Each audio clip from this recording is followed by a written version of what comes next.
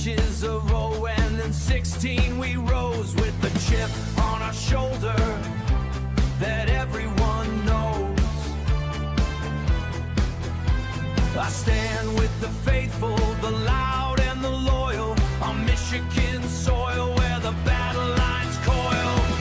I pledge allegiance to the shield and the mane, through the lake effect snow and the November rain. One nation under God, moving the chains with the fire of the city coursing through our veins.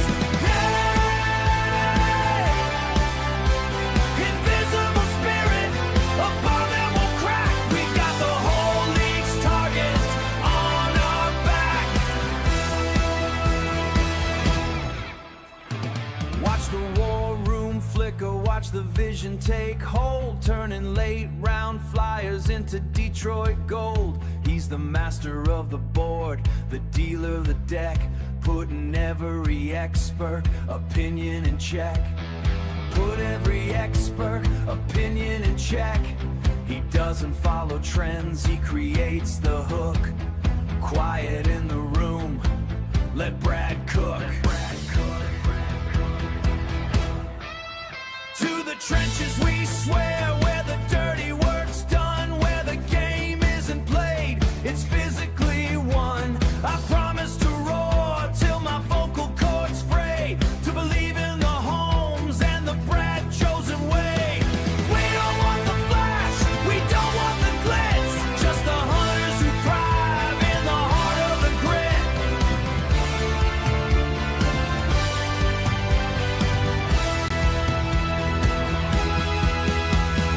Liberty from the cellar, and justice for the years of pain. No more same old lions, just the kings of the northern reign. I pledge my allegiance, my heart and my roar, to the team that we love and the team we adore. With kneecaps for breakfast and victory in sight, we're the Detroit Lions and we're winning tonight. Training camp preview today. That's what we're going to do. I've gone through, 100 different points. Not going to get through it all today. It's going to be impossible to get through it all today. But I do want to start with some of the latest, the latest and greatest, that came out yesterday. I think it was ESPN that reported all the executives, the coaches, the scouts, that did some quarterback rankings. And I'm glad to see that someone actually had their, or a lot of people had their heads screwed on straight. So we're going to talk about that this morning. As far as the preview goes, let me just kind of give you the drop-down list of what we're going to talk about. So we're going to talk about the draft class a little bit. What does Drew Petzing need to do, right? The offensive line, we're going to go through some of that. Obviously, the backfield's changed a little bit with Jahmyr Gibbs and David Montgomery, no longer in Detroit. What else do we have in here? Defense has been reshaped. Can the star power that has returned this year really lead this team like they have been, but for a full season and stay on the field? The injuries have been a major problem for the Lions for 2 seasons. And I think that this year, we've got to get that stuff fixed. Obviously, the Terry and Arnold fallout, it's, the dust is starting to settle a little bit, and it is what it is. I think that, the people that blame Brad Holmes for not doing certain things, I think he did what he needed to do. I think that he, and from both respects, number one, really setting up the secondary to be deep. Really deep. And then not doing anything with Terry and Arnold as far as keeping him in-house. I agree with it for now. And then also not bringing someone in right away. I don't think they need anybody right away. But the Lions, I believe, do have 2 roster spots open. So looking for somebody to join this team, obviously, before camp starts. If my calculation's right, if I added it up right, I'm not sure that I did. But obviously, we've got a new right tackle. We have a new left tackle that's not new to the team. All of these things are part of the training camp preview because these are some of the biggest, camp stories that are going to be developing, which we'll talk about. The biggest camp stories. What do the Lions need to do differently this season? Kind of who the underdogs are, your dark horses, if you will, if you have any this early. If we get to it, we'll get to a 53-man, kind of a roster prediction. Eric won't be here next week, so we'll see what we get through today, and then I'll try to cover the rest of the week. With that, good morning, Eric. How are you, man? What's happening? Fantastic. So, David Napier, you were asking, you were saying that was the best intro ever for the show and that your wife's looking for a saw. Well, just follow me on my YouTube channel, the Uberlights Eric Rintamaki. And in about 3 weeks, I'm going to put out a review of a brand new saw that a company is sending me. And I may or may not sell it. Just depends on how good this saw is. I don't have to give them a good review, a bad review, and anything review. I just have to do a review and I get a saw for free. So it's going to be an 8-inch saw, tabletop saw that you put on your table. All you need is a 5-gallon bucket and this saw, and you should be able to cut rocks right in your living room, your kitchen, wherever you want. And it's supposed to be a game changer. So we will see if it lives up to the hype. Well, just like the Lions, Eric has a no, Uberlights has a no turd policy. Yes. So yes. if it's a turd, it's not going to fly. And so they had me watch like 5 or 6 reviews by other YouTubers. And the first 3 YouTubers that I watched review this saw all cut them wrong. They all cut rocks wrong. They did it wrong.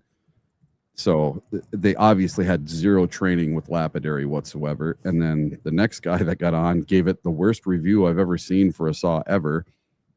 But he was just doing it from a technical aspect, how many RPMs it truly was spinning at and more of the technical side. Me, I'm a practical guy. And every single one of the YouTubers that reviewed this saw, at the end, their saws looked like brand new. At the end of my review, it's going to look like it's been through its paces and cut 5,000 stones. It's not going to be clean. It's going to be dirty. So hopefully it lives up to the hype. If it's clean at the end, it didn't work. Yeah. There wouldn't be any stone dust all over it if it worked, right? Yeah. Or there would be a lot of stone dust over it if it worked. And that stuff is nasty, man. Like I used to spin rocks, polish rocks, all that. I had all the little vibrating machines, the spinners and all that. And that stuff's nasty, man. It's nasty. Respirator. Oh yeah. Well, I didn't need that while doing it, but all right. So let's get started with this quarterback ranking. So the other day we were listening to, last week I was doing a show and we were listening to, God, who was it? It might have been XM, or maybe I was listening to XM. And they were talking about the quarterback position and where the quarterbacks ranked this year, and especially in the NFC North. And who was it, man? What show was it? Yeah, and they always list Jordan Love or Williams above. Well, they had Goff. Caleb Williams as number 1.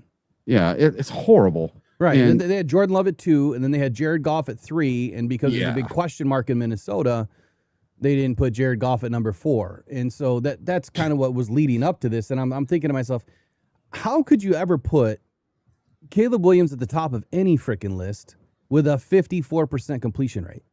Yeah. No playoff wins, right? He's got one now. He beat the Packers. Oh, I guess Jordan that's right. Love. Last year. Yeah, but hey, whatever.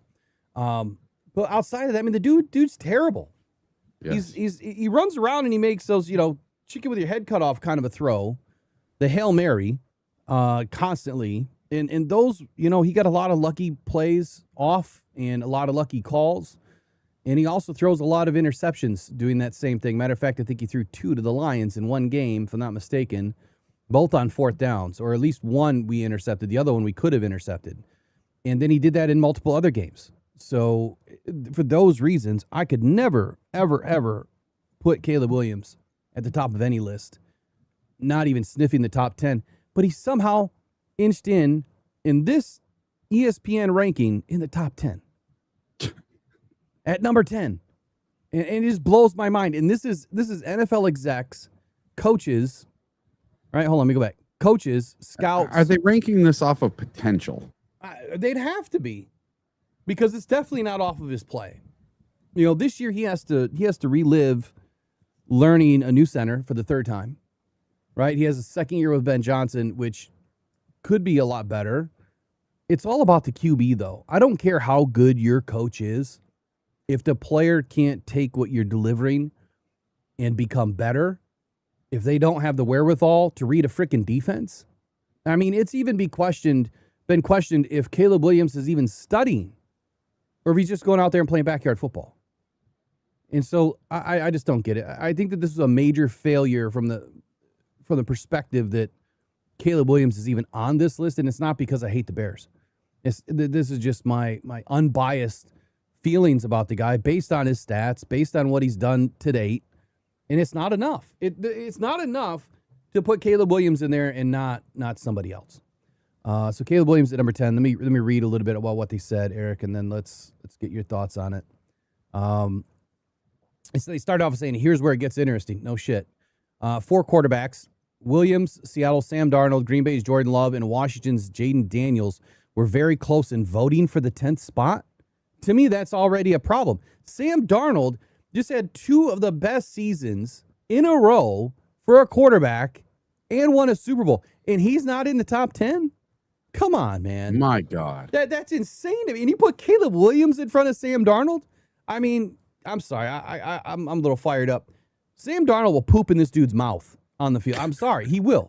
Straight up. He's that much better than Caleb Williams.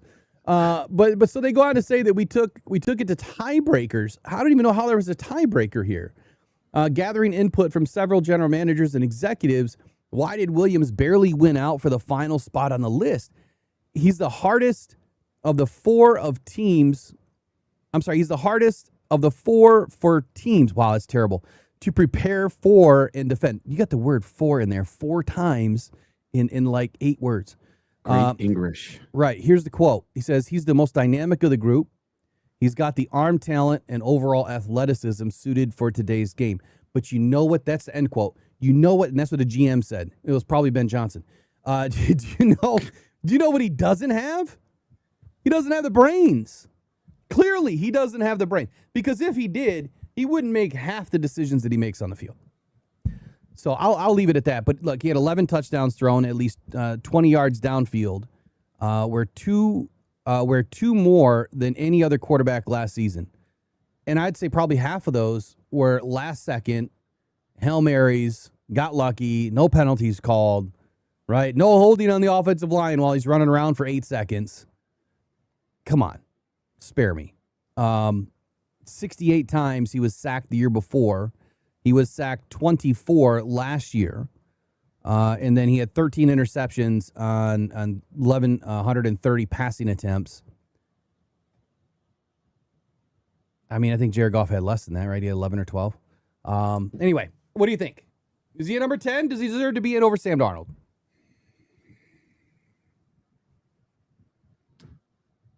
I think Sam Darnold was a million times better. Yeah. All right. Passing yards. Caleb Williams was 7th in the NFL with 3,942. He did not eclipse 4,000 yards in the season, something Jared Goff has done for 4 seasons in a row, and he's about to do it for a 5th season in a row. Something no Bears quarterback has ever done. Ever. Okay? Caleb Williams had 27 touchdowns, 6th in the NFL last year. Well, guess what? Jared Goff had 34 touchdowns, 2nd in the NFL. Okay? He had 7 interceptions. Goff had 8. So he had 1 more interception. During what span? I'm sorry, during what span? Just during the regular season. Well, Goff had like 12 or 13, and I know Caleb Williams had 13 interceptions last year. Oh, this says he had 7. Okay. No. But, yeah, he had, you know, his completion percentage is 58. Goff's completion percentage is 68. So, I mean, these two quarterbacks, they're not even close. Now, Goff, his rushing yards for the season was probably 30, 35 yards for the season, where Caleb Williams had 388 yards rushing. So if there's one stat where Caleb Williams blows Jared Goff out of the water, it is rushing the football. Yeah, but see, to me, it's not really. I'm not comparing him to Goff right now. To me, it's more about the guys that got in. You know, about the guys that didn't get in that he ended up ahead of. So when you look at the list, Sam Darnold won a Super Bowl. How can you put him in ahead of Sam Darnold? I don't know, but Sam Darnold had 15 wins the year before. Sam Darnold, I think, just set the record for the most wins in 2 seasons in a row. Did he really? I'm pretty sure. That'd be nuts. And what's even more nuts, and I'm just going to say it to say it, but you remember what happened 2 years ago when I said when Sam Darnold went to Minnesota, I'm like, this is where the guy turns his career around, and he was going to have a career year and double down last year, and he did it. Now, I don't know if he's going to be able to do it a third year in a row, but we'll see. I mean, I think the odds are in his favor. So some of the honorable mentions, right? Honorable mentions. Sam Darnold was the first players in honorable mention. Then Jaden Daniels, and then Jordan Love, then Brock Purdy, and then Baker. I mean, Baker Mayfield versus Caleb Williams. I mean, come on, man. Trevor Lawrence. Okay, I can respect the fact that he's not there. Jalen Hurts, not mentioned in the top 10 either, and below Caleb Williams. I would put Jaden Daniels below. Because Jaden Daniels didn't play half the season. No, I'm sorry. Jalen Hurts. Oh, Jalen Hurts? Yeah. Oh, God. So, I would not put Jalen Hurts anywhere near being below Caleb Williams. Not even close. He's won Super Bowls. Those guys aren't in the top 10. It has to count for something. He's won Super Bowls. I don't care if he threw for 30 yards in the Super Bowl and 0 touchdowns. He won Super Bowls. Doesn't matter how you win them. You win them. Mm-hmm. I get it. Super Bowl's a team game, right? It's a team win. It's not just a quarterback win. Okay, I get that. But I think it takes an incredible quarterback to be able to do those things. And obviously, Sam Darnold proved to everybody last year and the year before that he had it within him to go the distance, and he finally did it. Let's talk about number 9, Jared Goff. Now, for a lot of people that have not put Jared Goff in a top 10 conversation ever, I always have him in my top 5, simply because I don't think that there's, 5 quarterbacks that are better than him, or even one quarterback that's better than him based on what he's done the last 3 seasons. It's not about last year to me. It's a culmination of his career. And you look at the last 3 years and how consistent Goff has been. It's insane. The number of franchise records, the number of NFL records that he has broken, it's astronomical. He's 31 years old, right? And so that to me it's getting to be a problem potentially, where how long is he going to play? He's made the money. He doesn't need the money. Is he going to play until he's 40 like some of these other guys? Is he going to play through he's 35? We don't know, but we do know this. He's been fairly healthy. Right? He has not taken a ton of hits since being in Detroit. I think last year he took a little bit more than he has any other year. And so I would say that the mileage is low on Jared Goff. But Jared Goff at number 9, I would put him a little bit higher when you see who's ahead of him. Maybe not top 5 for me this year, but we'll see. We'll talk about it. Here's what they said about him. Goff's last 2 years stack up well against just about any other quarterback. Over that time, he threw for 9,193 yards and 71 touchdowns. And only 4 quarterbacks have more 4,500-yard passing seasons than Goff. Let me say that again. Only 4 quarterbacks ever to play the game have more 4,500 passing seasons than Jared Goff. Drew Brees had 5. Brady had 5. Matt Ryan had 5. Peyton Manning had 5. That's quite the class for Jared Goff to be in. And Goff's got 4, correct? Yeah, and he'll have another one this year. Yep. So he's a consistent Pro Bowl performance, right? Even though he gets shaded. He's a consistent All-Pro performance, and he gets shaded. And I feel like maybe that'll change. It has to change. Goff should have been an All-Pro a long time ago. But here's what one NFL coordinator said.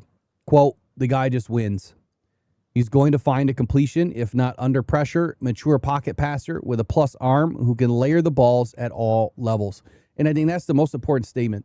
Probably the truest statement I've read from any random person that we don't know who said it. A mature pocket passer with a plus arm, right, who can layer the balls at all levels. It takes a real quarterback with the right eyes, the right ability to see the field, to know where the defense is, know where your blocking is, to be able to hang in the pocket and be able to float that ball where it needs to go. Jared Goff throws some of the craziest, tightest windows that I've seen, and he doesn't have to throw a fastball. It's just it's the timing that he is so good at in understanding where his guys are on the field. And then there's the other side of that. His guys have to be to their landmark at the right time for that all to work. And if it doesn't, then I think that's where you need a quarterback like a Matt Stafford or somebody else that can throw the wicked sidearms or the off-platform throws. And I'm not saying Jared Goff can't, because he can, but I think that's where your legs come into play, and having an even stronger arm will come into play.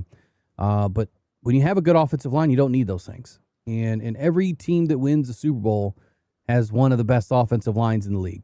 And so that argument is dead to me, where people say that Jared Goff can't do anything, with another offensive line. He needs to have a great offensive line. Newsflash, so does every quarterback that wins. What are your thoughts on Jared Goff, man? I just think he's so underrated. When all these lists come out every year, I do nothing but get pissed off. It makes me completely insanely mad. So this year I've kind of just ignored these, because just take a look at last year.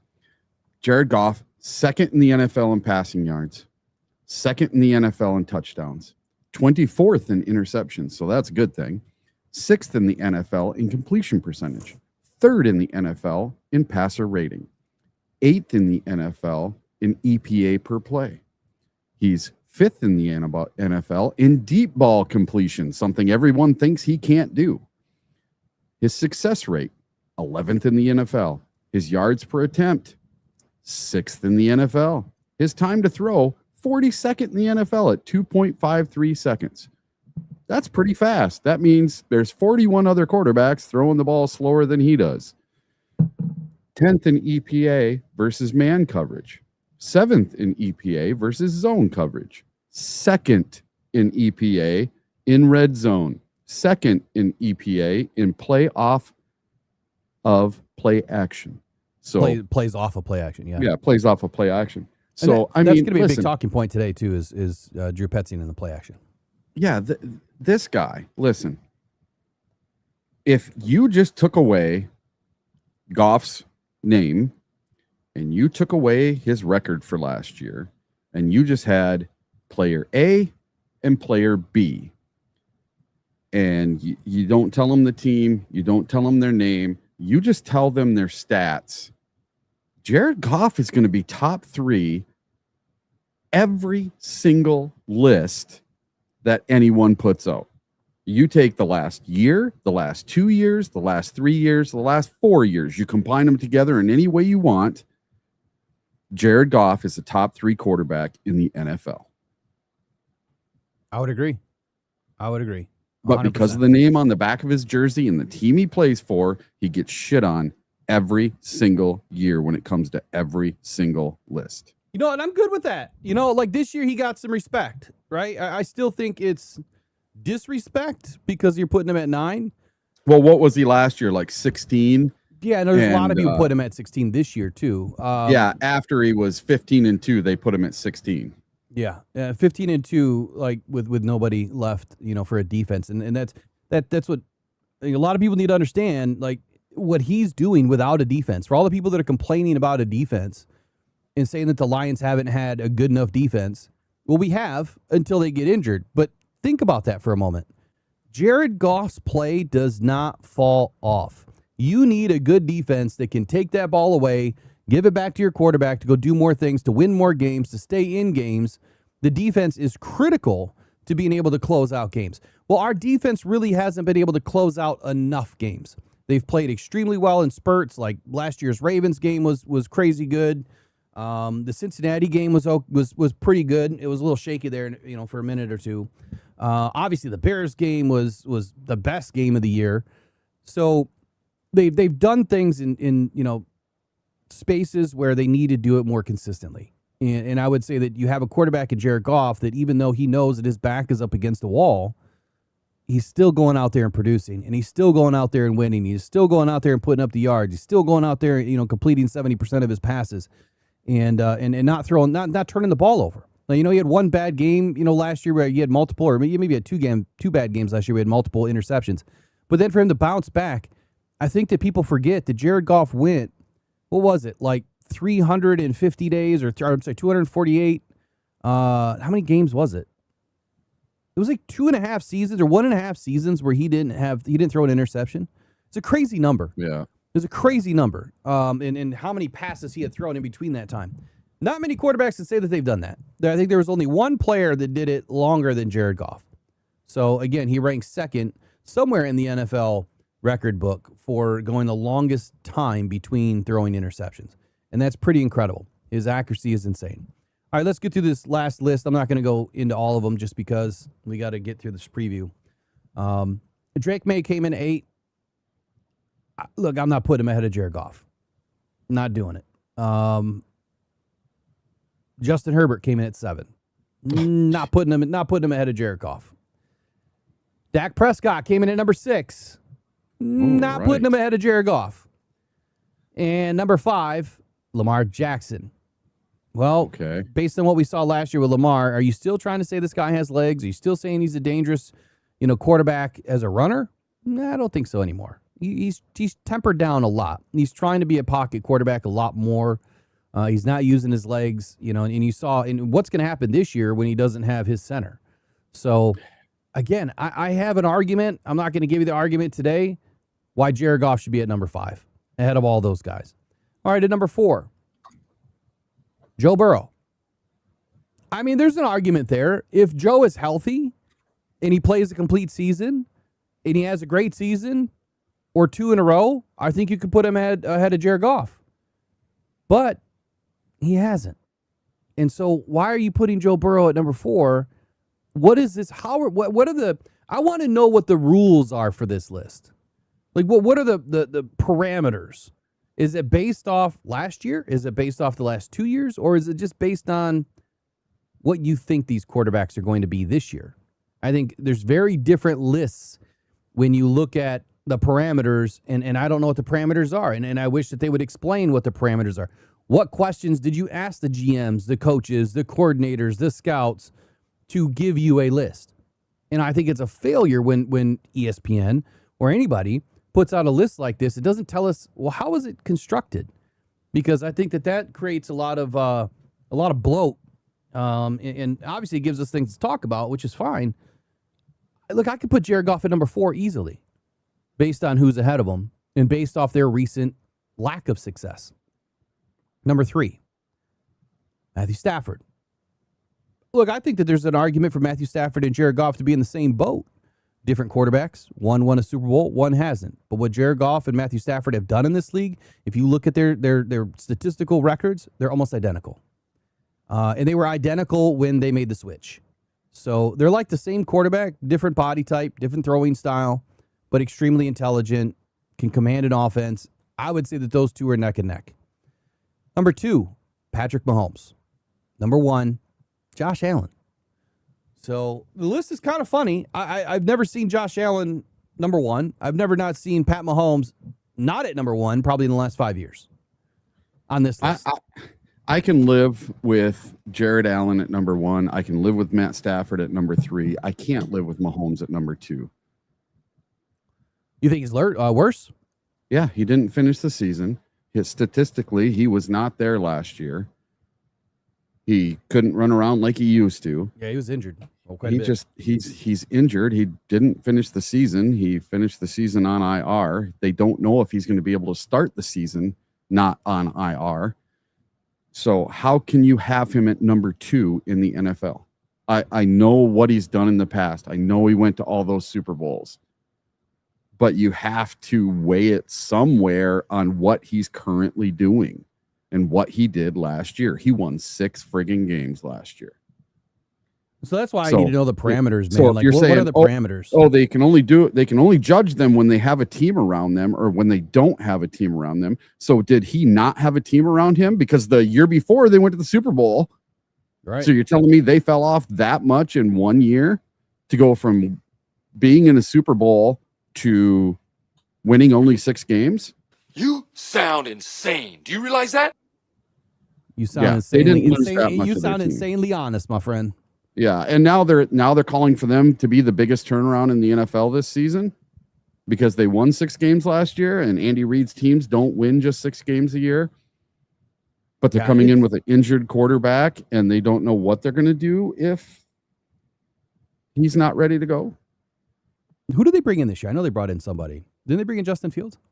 Yeah, Justin Fields. Yeah. So I mean, that's are you real confident in Justin Fields leading the Chiefs to 4 wins while Patrick Mahomes is rehabbing? Well, no, I don't, because here's the thing. If Justin Fields The problem with Justin Fields is he's the type of player that thinks he needs to go out and win it all. He thinks that the game is all about him.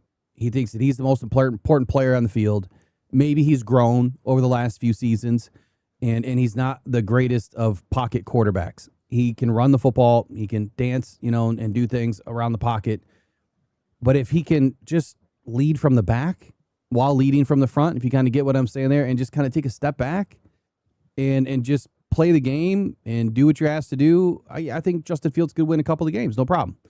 But if he's trying to consistently be, the guy that's at the top of the stat list, that needs to run all over the place, nah, it's not going to work out. I think that the NFL, the quarterbacks, they're starting to realize that the pocket quarterback will never go away. And the most valuable quarterbacks in the NFL are the pocket quarterbacks that can sit back there and just pick apart a defense. It's much harder. I know it's going to sound crazy, right? Like this guy. You sound insane. Do you realize that? It is much harder to sit back and pluck a defense apart than it is to go run the football. It's a lot harder. If you're going to tuck and run as a quarterback and find a hole, you can be successful. That's pretty easy to do, right? That's why they say running backs are dumb, right? I don't know why they've said that in the past. That's what they say. But quarterbacks, they have to be smart. They have to be intelligent. They have to understand timing. They have to know how to pick apart a defense. They have to know how to analyze the defense pre-snap, post-snap, and then have your feelers about where everything's going on the play. So if you can sit back and do that, like a Jared Goff, like a Matthew Stafford, and a Josh Allen, then yeah, if you can run after the fact, then obviously that gives your team a little bit more of an opportunity to win some football games in crunch time. But you don't necessarily have to do that. And so I think the NFL's realized that we need to stop running the football with our quarterbacks as much. Use it as a threat, right? Use it as a threat, but don't use it as a every down we're gonna force our quarterback to do something. You got to keep teams kind of on their heels. Let's get into this training camp preview if you're ready to move on. Yep. All right, we're going to do that right when we get back. Pressured by Hutchinson, he goes down again.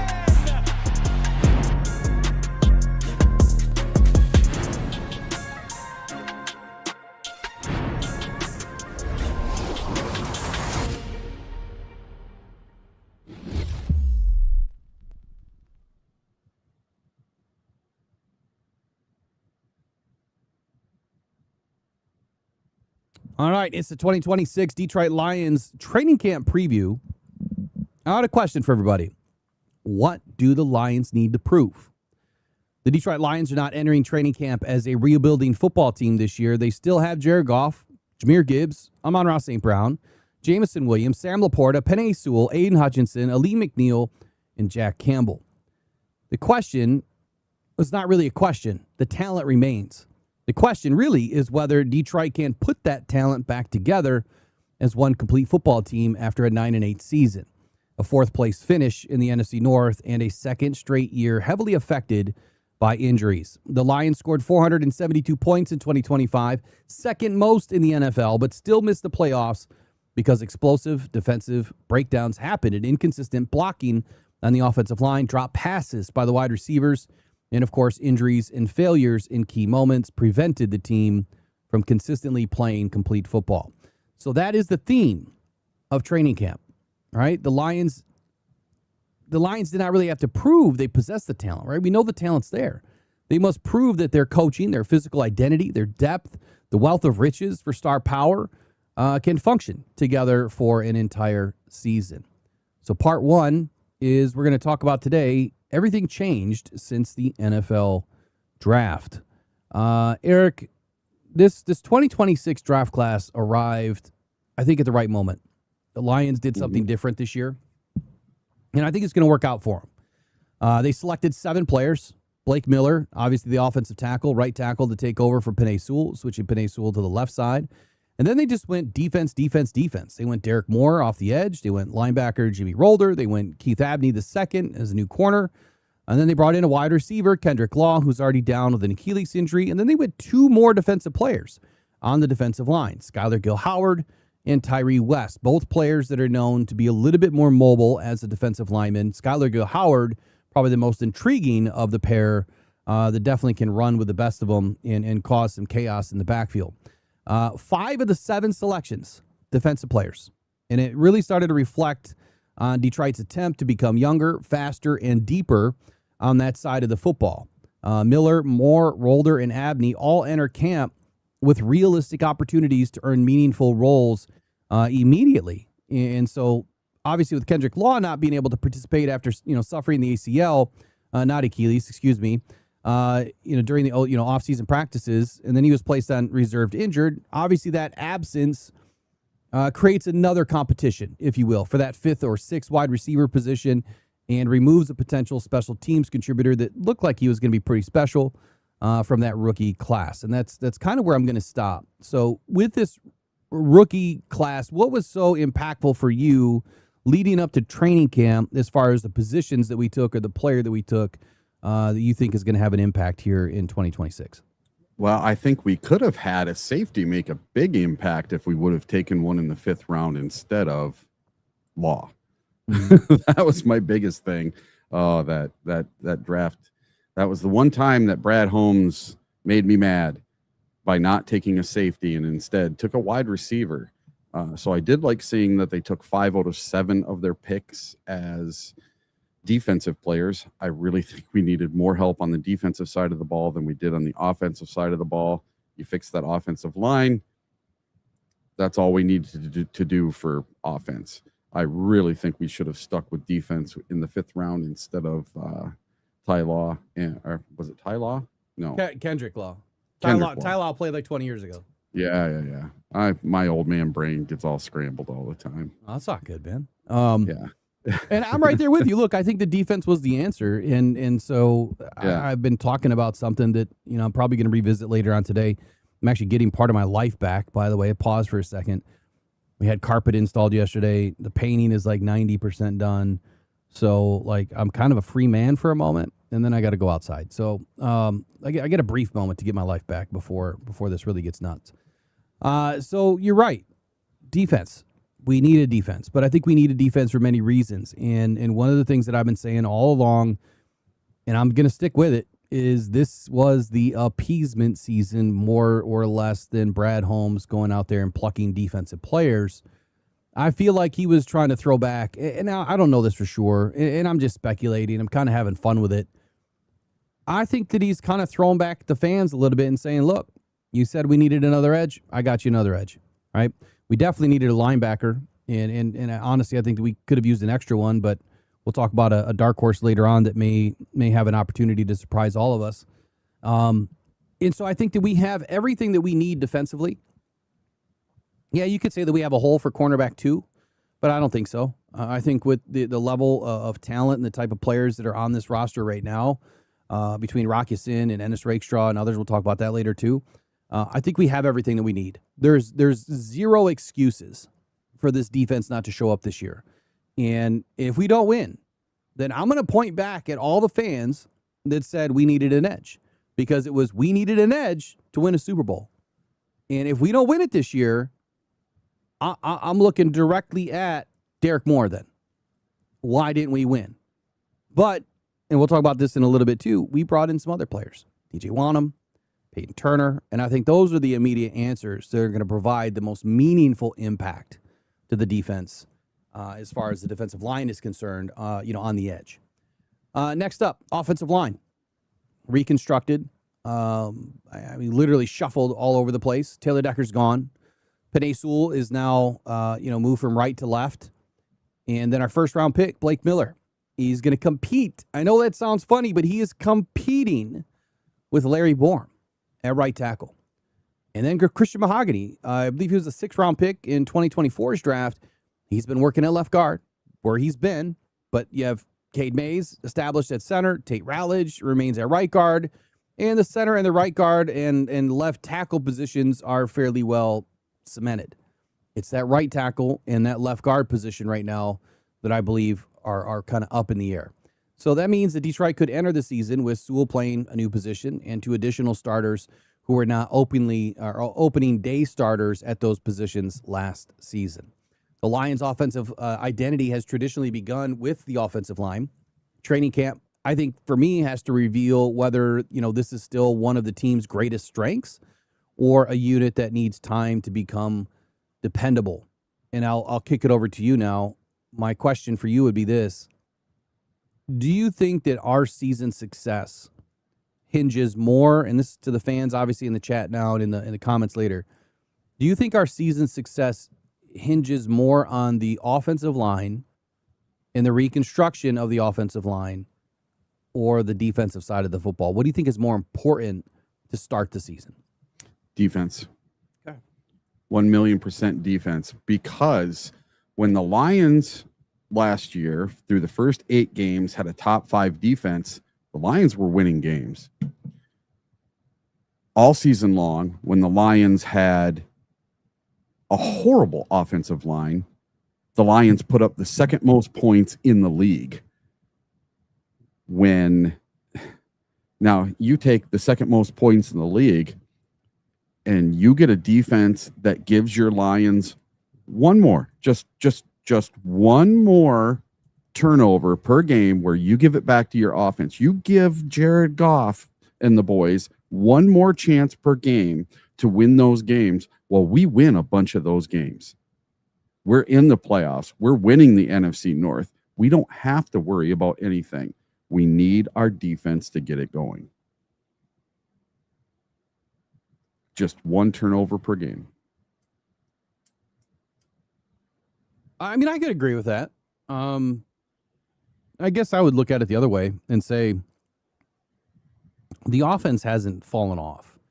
And I think that is more of a statement about your quarterback than anything else. Because when the offensive line was terrible last year and struggling, even though you had issues with certain players last season or injuries or whatever it was, Jared Goff was still Jared Goff. And I think that's exactly why I couldn't put him at number 9 and in behind a couple of other guys. And that's why he's a top 5 quarterback to me. For the first time since he was in Detroit, he had a shaky offensive line. And it didn't really affect him. And to me, that's the mark of a true genius and the mark of a really good quarterback. So I would say defense too, but the point that I'm trying to make is even if our offensive line was a little shaky, look what our offensive line put up last year. Second most points in the season, 472, right? I think we are 4th most in yards or 3rd most in yards on the season. And we still had 1,000-yard receivers and we still had 1,000-yard running backs. I mean, Jahmyr Gibbs scored, 19 touchdowns or 18 touchdowns last year, again, with a shaky offensive line. So I think you're right. Defense has to be the change this year, but there's one more piece of this, and that is health. I think above all else, it is the healthy teams that win the postseason. Well, look at the Bears last year. They were setting records for how many defensive turnovers they had. So they were giving Caleb Williams chance after chance after chance after chance. If the Lions defense did that, my God, we would be unstoppable. So to me, it really does boil down to defense, keeping the defense healthy and getting turnovers. Exactly right, man. I couldn't say it any better myself. Number 3 today. I know we've talked about a lot, but really the number 3 thing that was on my mind about this was the backfield. Right, David Montgomery was traded to Houston, and Detroit added Isaiah Pacheco, Jahmyr Gibbs. He enters what is the 3rd season now, the clear centerpiece of that running game. Gibbs rushed for more than 1,200 yards in 2025. He caught 77 passes for 616 yards, and he scored 18 total touchdowns last year. Detroit's coaches have discussed giving him a larger workload, and I've spoken about that. I did a video about that, and quite honestly, I don't see the workload being, the old days, where these guys are, touching the football 400 times in a season. Now, when you combine his passing and his rushing touches, it gets up there. But I don't see it really being much more. I don't know how they're going to give him that much more of a workload. He just may be on the field, but I think he's going to be a decoy, more often than not. I'm not saying, more than last year being a decoy. I think that when you have him on the field, he changes the game, right? So giving him a larger workload and having to experiment, I guess, a little bit with Gibbs in the slot rather than using him only as a running back or an outlet receiver is where that extra work will come from. And even with that, 77 catches, Eric. I don't know if you heard me say this, a couple of weeks ago, but he was 20th. I think it was 19th or 20th in the league for how many catches he had last year against all of the wide receivers and running backs combined. So you have a top 20 wide receiver in Jahmyr Gibbs and a top 3 running back in Jahmyr Gibbs. How much better can he really get, and will he get better this season? So the questions are no longer whether Gibbs is capable of becoming the featured player. He's been the featured player. It was a feature with a share, right? I mean, they're sharing opportunities too. The questions are, for me, number one, how far will he try to expand his workload? How often will he, align as a receiver? And then you have Isaiah Pacheco in the backfield, who still has the same speed to a degree of Jahmyr Gibbs. And then can Pacheco replace Montgomery's physical presence? I don't know if that's necessarily needed. It's kind of tough to do, but at the same time, they're different styles of runners. And then who handles pass protection and short yardage? And I know this might sound out of left field, but the facts and the stats back it up. Isaiah Pacheco is a better blocker than what David Montgomery was. So I think that was an upgrade for Jared Goff, is having a guy back there when you do kick Jahmyr Gibbs out that now can pass block. I think that's critical to have your running back be able to pass block. I mean, we don't have the traditional fullback on this team anymore, thank God. And I think that's why it's important maybe to keep an extra tight end or a bigger bodied receiver that you could put back there as an H-back, or do what they used to do with Malcolm Rodriguez and put him back there as an H-back. I mean, not only can he hit, but the dude can block. And then who handles pass protection, right? In the short yardage, like I said, can the Lions increase Gibbs' role without running him into the ground, I think is the most important thing for this offense this season. So with all those things that I'm asking, what are your takeaways of the backfield that's been redefined here in 26? Yeah, it's all a question mark.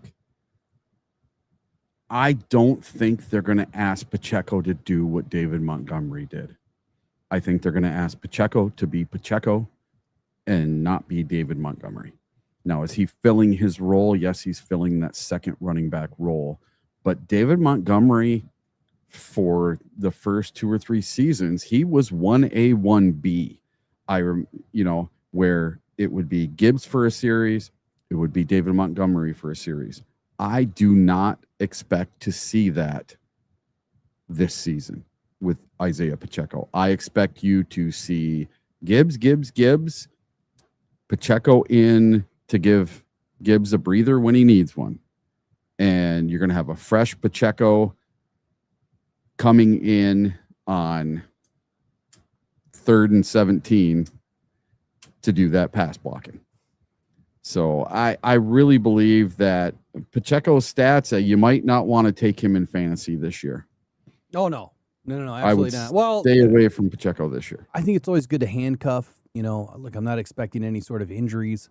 I think the best handcuff was always in Seattle, but I mean those players are no longer together anymore with Charbonnet and Walker. But in this case, I don't see an 800-yard guy in Pacheco right now until I get to camp, right? And then a 1,500-yard Gibbs. I think Gibbs can do it, but I don't know that they're going to be able to feed or have the ability to feed Pacheco that much with Isaac Tesla, who in my opinion is going to break out a lot this year. All right, so this is probably the most impactful change, this next point number 4, and that is Drew Petzing. And so Drew Petzing takes control of this offense, and we'll get into more of this stuff later throughout the preview today. But Petzing inherits an offense that scored the second most points in the NFL last season. So this is not a rescue mission, right? We're not sending in the Green Berets to go rescue the Lions. This is a capable coordinator, a coordinator that is done more with less in Arizona, and now he comes to Detroit, where he was just handed the keys to a Bentley, and it's just a wealth of riches on this offense, and now a redefined offensive line. This should make the go button even bigger. So it's preservation to me, improvement, and the identity restoration. I think that's the mission. Petzing has said that this offense will be a blended concept he used in Arizona with the terminology and the ideas that the veteran players in Detroit are already accustomed to. And Jared Goff has praised Petzing's willingness to collaborate and his ability to be able to balance the simple concepts with the complexity needed to attack the defenses. And I think that collaboration will become one of the most defining stories of camp and in the first 4 weeks of this season is how well this offense really takes hold of the Drew Petzing scheme and what they're able to do with it. You know, I used the image on today's thumb with Jahmyr Gibbs and Drew Petzing. They're looking at a play sheet, and Jahmyr Gibbs' mouth is just like, whoa, you know, like he's just looking at stuff that they're about to do and maybe the concepts that they're going to be running, and he's excited because whatever play they run, Jahmyr Gibbs has an opportunity to do something special. But then you also have Amon-Ra St. Brown. You have Jameson Williams. You have Isaac Tesla. I mean, you have ballers on this team that have been ballers. And Isaac Tesla being, you know, the newest member really of that wide receiver room from last year that has the potential to break out. So for Drew Petzing, I think the most important thing, one more time, is the collaboration. And this is not going to be an Arizona offense. You know, we talked a lot about 13 personnel, you know, in the early stages, you know, of like free agency period when they were making, you know, the switch to get rid of Morton and then bring in Drew Petzing. It's going to be there, right? 13 personnel will be there, but it's not going to be used, you know, at the second or third most clip in the NFL. And if it is, then I don't know what we're doing with tight ends because we don't have enough. So I think I see more 12 personnel than I do 13, and I think 11 personnel is going to be probably 70% of this offense, if not more. So anyway, what do you think about the Drew Petzing pickup and how important it is for this team, this offense here in 26?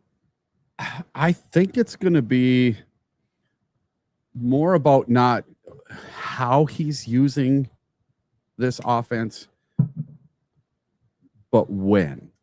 So what do I mean by that? I think he's going to run 95% of the same plays because most teams run 95% of the same plays. He's going to use them in a way. So pretend like every play is a card in a deck of cards. He's going to line his cards up differently than Ben Johnson did. He's going to line them up different than Dan Campbell did last season and Johnny Moe. So maybe he's going to shuffle the deck just a little differently than everyone else did. And he's going to be able to get the most points every time he gets to play his hand. And I think that's the part that I'm most excited about.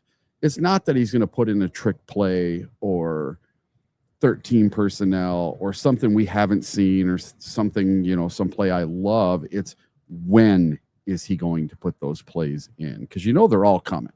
You know, trick plays are coming because the Lions love to do them. Dan Campbell loves to do them. And I think that was more of a Dan Campbell love to do it thing before it became a Ben Johnson thing to do. Because the Lions started doing the trick plays back when the original offensive coordinator was let go during the season and Dan Campbell took over play calling before Ben Johnson. Yeah, Anthony Lynn. Yeah. So this was a Dan Campbell thing to begin with, the trick plays. So we're going to get them still. But I think Drew Petzing isn't going to try to do a trick play on 3rd and 1 from his own 17 up 10 points. It's not going to happen. My God, could you imagine? I think he's going to pound the ball twice and take what the defense gives him. You know, speaking of up 17 points, you know, I just happened to run across my feed this morning, actually, that game, the NFC Championship game. And I'm watching that play of Kindle Vildor. Oh, God. And, I mean, it's just running across the screen. And I'm like, the more I look at it, people give Vildor a lot of shit, but I'll tell y'all, just go watch the replay. I know it's going to hurt, but go watch the replay. Kindle Vildor was falling backward, trying to make a play on the football. And if he would have just not dove for the ball, jumped back for the ball, then that ball hits the ground, and it's incomplete. It was not catchable.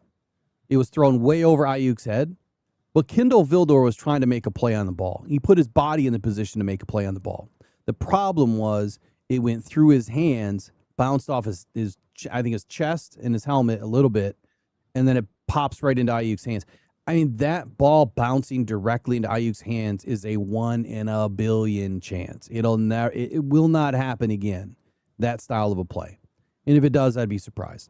But if that ball just hits the ground, we're in the Super Bowl. Yeah. So are you going to blame a corner for trying to make a play? If he intercepts that pass, what happens to Kindle Vildor? Right? He's a hero. Exactly. So he's going to be the one that hands the ball to Jared Goff and says, "Here, go take a knee." Right. Or I forget game where we over. were. I forget where we were at the time of that game, but it was the fourth quarter. That would have been game over. Here you go. Pretty go close to game over, right? I think he probably need to run one more series, all the way down. But the point is Kindle Vildor got a lot of hate from fans when the dude was trying to make a play. It's a 50-50 shot. But the fact that he was even in position, I think people forget that. He was in position on Brandon Ayuk. And that's not easy to do. Yeah, if he could have just batted the ball away, hero. And players don't think like that. We do. Of course, it's hindsight 2020. But players are there to compete. They are there to go intercept that ball if they get a chance. They're not thinking, I'm just going to swap it away. We're going to go take a knee. No, I need to go get the ball, is what they're trained to do. So they're not trained to just swat the ball away unless it's a Hail Mary. When it's a Hail Mary, they're taught to just throw the football on the ground unless you have a clear catch. So, yeah, I don't blame Kindle Vildor for any of that. I don't. It's a 1 in a billion play. There's many other things that happened in that game that could have went the other way. Maybe it was Dan Campbell. Maybe it was play calling. There's all sorts of things. The defense, Aiden Hutchinson even did not have a great second half. There's a lot of things that went on. A lot of players didn't have a great second half on the defense, but you expect your guys like Aiden to step up in the fourth quarter, right? To step up and to make some big plays, and they just didn't happen for anybody. So I'm not going to blame it. But all right, moving forward. Talking about the defense. The defense has been reshaped so far here in 2027. The Lions added youth, they added length along the edge with Derek Moore, while signing DJ Wanham, Peyton Turner. The Lions added Roger McCreary, Christian Izzian, and Chuck Clark to the secondary, dealing with major health and personnel questions. They also drafted Keith Abney and signed several undrafted defensive backs. The goal is not simply to have more names on the depth chart. I think that Detroit has to prove, now it has enough reliable depth pieces to survive the injuries without completely changing the way that Kelvin Shepard has to call the defense. And I don't know that if I put anything in my preview today, but I'll say this with Kelvin Shepard. Last year was this war of attrition, right? I mean, I think in the beginning, the first 6, 7, 8 games, the Lions were trending up. The defense, was trending up. And they were hot. Like, I know the points per game allowed was still a little bit high, around 22, 23 points, but it kept coming down through like week 8, and then things kind of fell apart a little bit because of the injuries, right? We just didn't have enough guys. When you don't have a complete defensive line, your defensive backs are going to, fail. But in this case, our defensive backs finally took the hit. After all these years, in 2021, our defensive backs started to drop like flies. And when you don't have enough defensive backs that can, routinely make plays, that puts a lot of pressure on the defensive front. And so that's where I've been saying this and trying to teach people this for a long time. I don't care if you have Myles Garrett and Aiden Hutchinson on opposite line, right? Opposite sides of the line together. If you do not have DBs, neither one of them is getting home as much as you think that they would. Because the quarterback, like you said today, Jared Goff was 2.53 seconds time to throw. Mm-hmm. How many defensive ends get to the quarterback in under 2.53 seconds? Less than 1%. So there's your stat of the day. It does not matter what names you have on that defensive line if you don't have a backfield or secondary, So the linebackers can only help so much. You need defensive backs and safeties that can go out there and win the football game for you. So again, Detroit has to prove reliable depth this year that can make plays to survive any injuries. There's going to be injuries. Let's just hope it's not catastrophic. Let's just hope it's not the star power, right? Kelvin Shepard did what he could last year when the flies started to drop. He started to finally go to a little bit more zone. But guess what? He was forced to go to zone with players that don't normally play zone. So what do we do this year? Well, if we have injuries again and we need to go to zone more, now we have the players that can play zone. Big difference with what Calvin Shepard and Brad Holmes and Dan Campbell put together this year. And they're going to zone a little bit more. At least that's the theory heading into camp. So I think they fixed one thing, but it fixed 3 or 4 problems at the same time. They didn't just add depth. They added depth that can do a totally different style of a defense when needed. What are your thoughts? Well, Calvin Shepard sat down and watched the top 5 defenses from last year. And I think that is exactly what he did. He learned that you got to sprinkle some more zone in there, and you need the players to be able to do both zone and man. And I think you're going to see a little bit different of a defense. So one of my things in my notes today was that I want to see Calvin Shepard get out of the shadow of Aaron Glenn. I don't want him being a copycat of Aaron Glenn's defense. I want this to be Calvin Shepard's defense. And I want him to do things that he wants to do with the players that he chose. And so that's 2 years in a row now. Calvin Shepard's had a voice in the room on draft day. So it'll be nice seeing Calvin Shepard come out of his shell, get away from the Aaron Glenn kind of hovering over him, and seeing him spread his wings and see this defense fly. Because if he can put together a top 5 defense, well, maybe then he can become the best defensive coordinator to ever work in Detroit, like Aaron Glenn said he was going to be. I think he will be, man. I totally believe in Calvin Shepard. Like, he was a first-year defensive coordinator. He's been running defenses his whole life, right? The guy is so smart. And I think the most important thing, put his smarts to the side, right? Put how intelligent he is to the side. The most important thing that you have to have on a defense is the buy-in. When players are bought in and they believe in your coach and they believe in the coordinators, they're willing to do anything and everything that you ask of them. It's when they don't buy in that you start to see guys kind of doing their own thing. And when they start to freelance, things fall apart. And I'm hoping that what we've seen already continues this year to even a better clip. The buy-in has always been there. The Lions have never had a problem with buy-in. And who just said that, right? Who just backed that up? David Montgomery, in the video that I did last week, talked about how everyone believed in what they were doing on offense. But it was the belief in Dan Campbell and, how everybody loves the dude in that locker room. And so that's the most important thing. Like, I don't care what players you have and what scheme you run. If you got players that are like, yeah, I don't know about that, they ain't the right players, and they're not going to play good for you. We have the buy-in. We have the players that want to be there, and we have the players that want to do what these coaches are trying to execute. So, all right, Eric, you want to take the next point? I believe it's on the departure, number 6. All right, yeah. So next up is Terrion Arnold's departure and the changes to the secondary. Arnold's release created an immediate opening on the opposite side of DJ Reed. So who fills that? Is it Rock Ya-Sin, Ennis Rakestraw? Are they going to split first-team reps? The opportunities during the off-season practices, is Roger McCreary and Keith Abney, they could also receive some outside work.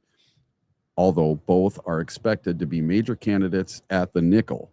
Khalil Dorsey, he also provides another option. The central question is unavoidable. Did Brad Holmes build enough cornerback depth to absorb the loss of a projected starter in Terrion Arnold?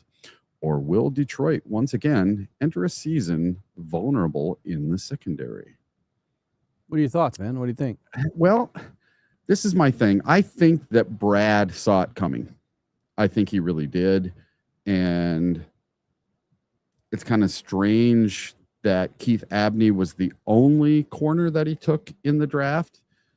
But with him taking the players that he did in free agency, I think that freed him up to take whoever he wanted in the draft. But I really truly think he saw this coming ever since February. Unless Terrion Arnold went to them in February when this first happened and said, listen, I had nothing to do with this. I am completely free and clear of this. Here, come talk to my lawyer. We'll show you. We had nothing to do with this. And he hoodwinked the Lions. If he hoodwinked them into believing that he had absolutely zero whatsoever to do with this, didn't know these people from Toucan Sam, then I would be a little upset that he did that. And that Brad got taken advantage of in that situation. Because it's totally possible. We're never going to know whether Brad believed him back in February or Brad was like, well, I'm going to pull in a couple of guys just in case. If you ask fans, they don't think that Brad Holmes did enough. They think he got hoodwinked. Me, I'm on the fence. I don't know. I don't know whether he saw it coming or whether he didn't. I don't know. But I do think we have enough to continue on, and it's going to have to be enough to continue on. Yeah, I agree, man. I agree. And Aaron Green, nice pun there, nice pun. So with this whole thing, I hear what you're saying. Look, I don't think that we can penalize Dan or Brad or anybody for this Terry and Arnold thing. And here's the one thing that everyone needs to understand. And maybe this hasn't been talked about enough. Terry and Arnold was under contract. You are not going to just end a first round picks contract based on hearsay. You're not going to end a first round picks contract because then you're going to owe an ass load of money. What the Lions needed to wait for and what they absolutely got was to get through that hearing, and where they released him like an hour later, and hear what was actually happening and see if there was enough there where then they could end it and then file for arbitration to claw some money back or whatever they're going to do. Still don't know if they're going to do that. I haven't heard anything. I don't think anything's been released. And the Lions probably won't do anything until the court process is over, and I could be wrong. And on Terry and Arnold's side, look, the guy's innocent until proven guilty. Okay, I'm sorry. In the court of public opinion, I've had so many comments on that last video I did on Terry and saying that he's guilty and that he's a criminal and that he's a felon and he's this and he's not. He's not until he is. And I'm sorry, if you were in that same position, I don't think you'd want people saying those things about you, right? Just as they did about me a couple of months ago. Tried to. And so that's why, the whole story just has to play out. But from a football perspective and from a training camp preview, I would say that I think we've done enough. I think that Brad Holmes put us in this great position, even in free agency, when everything was really just starting with TA, was right around free agency. I mean, I think that the first thing that dropped was maybe mid-January, and then free agency happened a month later, right? 2 months later in March. And so there really wasn't a whole lot going on, and he was cleared. So Brad did what he needed to do. He brought in 2 guys in free agency. They signed a guy in the draft. They brought in more guys as UDFAs. And then you have to look at the roster. Like, how many guys can you actually add to the roster based on what roster you already have? And so it's not like they could go out and bring in 5 guys in free agency or even, another number one. I mean, they were expecting that TA was going to be the number one. They were also expecting Ennis Rakestraw was going to step up. And they got Rock Ya-Sin back. And if you don't think that Rock Ya-Sin can't come in and play the number one, he can. But to play the number 2, he did an excellent job last year for the Lions. And now coming into this where it's his job to lose, he has to fight for it. But then having the players behind him, that's the problem for me. I think that if Brad was going to make a better decision, it was to satisfy the safety position. I will say this. I hate the whole social media for football players because there was a video that popped up with Kirby Joseph dancing in his room or some room and then trips over some piece of furniture, falls down, and I'm like, damn, the dude just about wrecked his leg again. But everyone kept saying, well, this doesn't look like a player that's injured. This doesn't look like a player that's going to play. Look, y'all could look at me and say, you don't look injured. You don't look like there's anything wrong with you. But I just had a caudal injection into my caudal, into my spine yesterday. Most painful thing ever, to stick a needle about that big in my ass. Well, in that area, tailbone, into my spine, into my spinal caudal, right? The spinal cord, end of the spinal cord, and then inject so much pressure of fluid. But you wouldn't know, right? Looking at me, just like you wouldn't know looking at Kirby. But the minute we have to go step on a field, that's where it changes. So I think that's the mistake. Right now, I think that whether Terrian's departure or the lack of bringing in a safety, which you and I have both been very vocal about, I've called it irresponsible. That I think that he should have gone out and done something at the safety position. However, they did bring in Christian Izien. He can play the strong safety. We just don't really have that guy that can play the post as well as Kirby, but they brought in Chuck Clark. And Chuck Clark has proved in camp so far, through OTAs and minicamp, that he can play.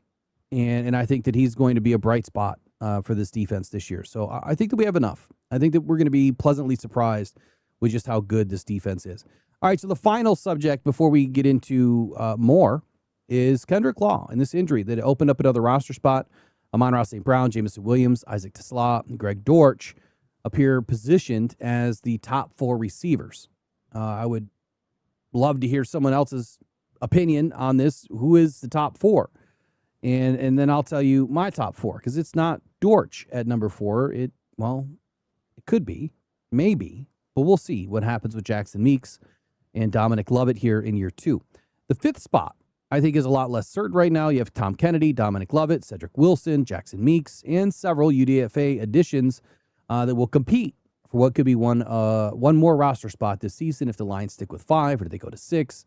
The special teams performance may decide the winner here in 2026. Any thoughts on the wide receiver room right now or the Kendrick Law injury? I was really excited about Kendrick Law after reading more, watching more, and just seeing what his versatility was going to be. And I think it was special teams primary, as a primary. But man, that short yardage stuff, like that dude was killing it. He was absolutely. I couldn't remember. I don't remember the day that you said it, but we were doing a show and you said like he was. What was it? Plus the target was yeah, like it was 9. Yard. It was a yard, but his yak was like 9 or something crazy. I'm like, that doesn't sound right. That can't be right. And then I looked it up. I'm like, holy shit, it's right. Yeah, I think his average depth of target was a yard, and then his average reception was over 11 yards. That's crazy, man. That's crazy. Yeah, so anyway, he was getting a first down basically every time. Yeah. And he's catching the ball right at the line of scrimmage or just above, which is something we haven't been good at. Is there any thoughts on that? That's that play that you hate so bad. Well, no. I like the slant. I don't like the bubble screens. I don't like the hitch. I love You the don't slants. like it when Jared Goff turns to his left and just slings the ball to the guy behind the line of scrimmage. Nope. He's too slow. He doesn't have the twitchy arm for that. It has to be set up right. And I think last year watching it just made me even more sick because it was not set up right. And I think the best way to do that is when you have guys out in a 3-by-1, you put 3 guys out to the right, the guy behind is the one that's going to get the ball. Put that guy in motion back to the line, have him already running towards Jared Goff, and then Jared Goff doesn't have to throw it as far, and then they can take off and run a slant across the field or take it north, right? Or go all the way behind the line and go the other way. There's so many different things that you could do, but no, I don't like it. Thoughts on the room? Wide receiver room so far. I think it's great. It kind of baffled me why we were picking up this wide receiver from Kentucky instead of a safety. So I don't think it's the most giant loss in the world. I see what he was trying to do. He was trying to get a special teams weapon. Like he was trying to do probably a direct replacement for Khalif Raymond. Yeah, I can see that, and someone even better potentially. Yeah, younger, faster. Yeah. All right, so when we get back, we're going to get into the hottest roster battle matchups. So Eric, be ready. Yeah, I'm ready. We're going to take a quick 20, 30-second timeout. We'll be right back. Good morning. Welcome into the Rise Grind Morning Show.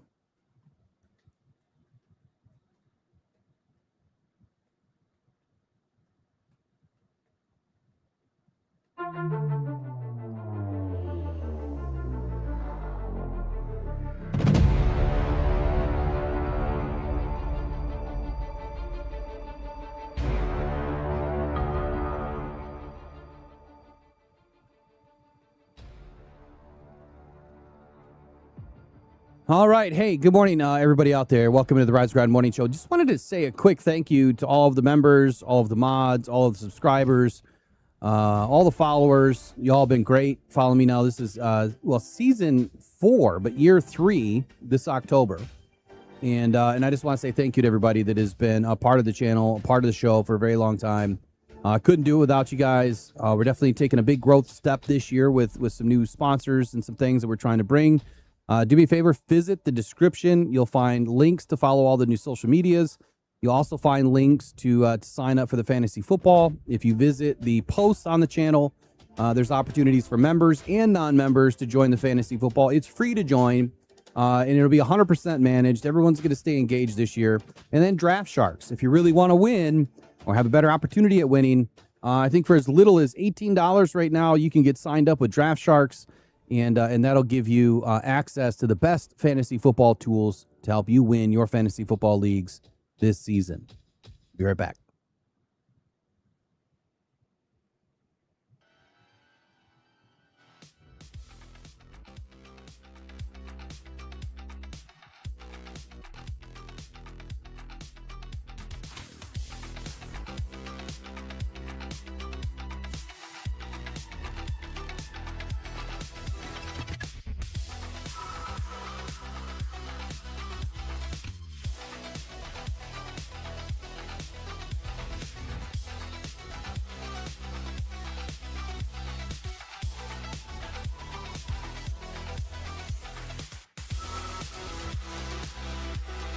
Pressured by Hutchinson, he goes down again!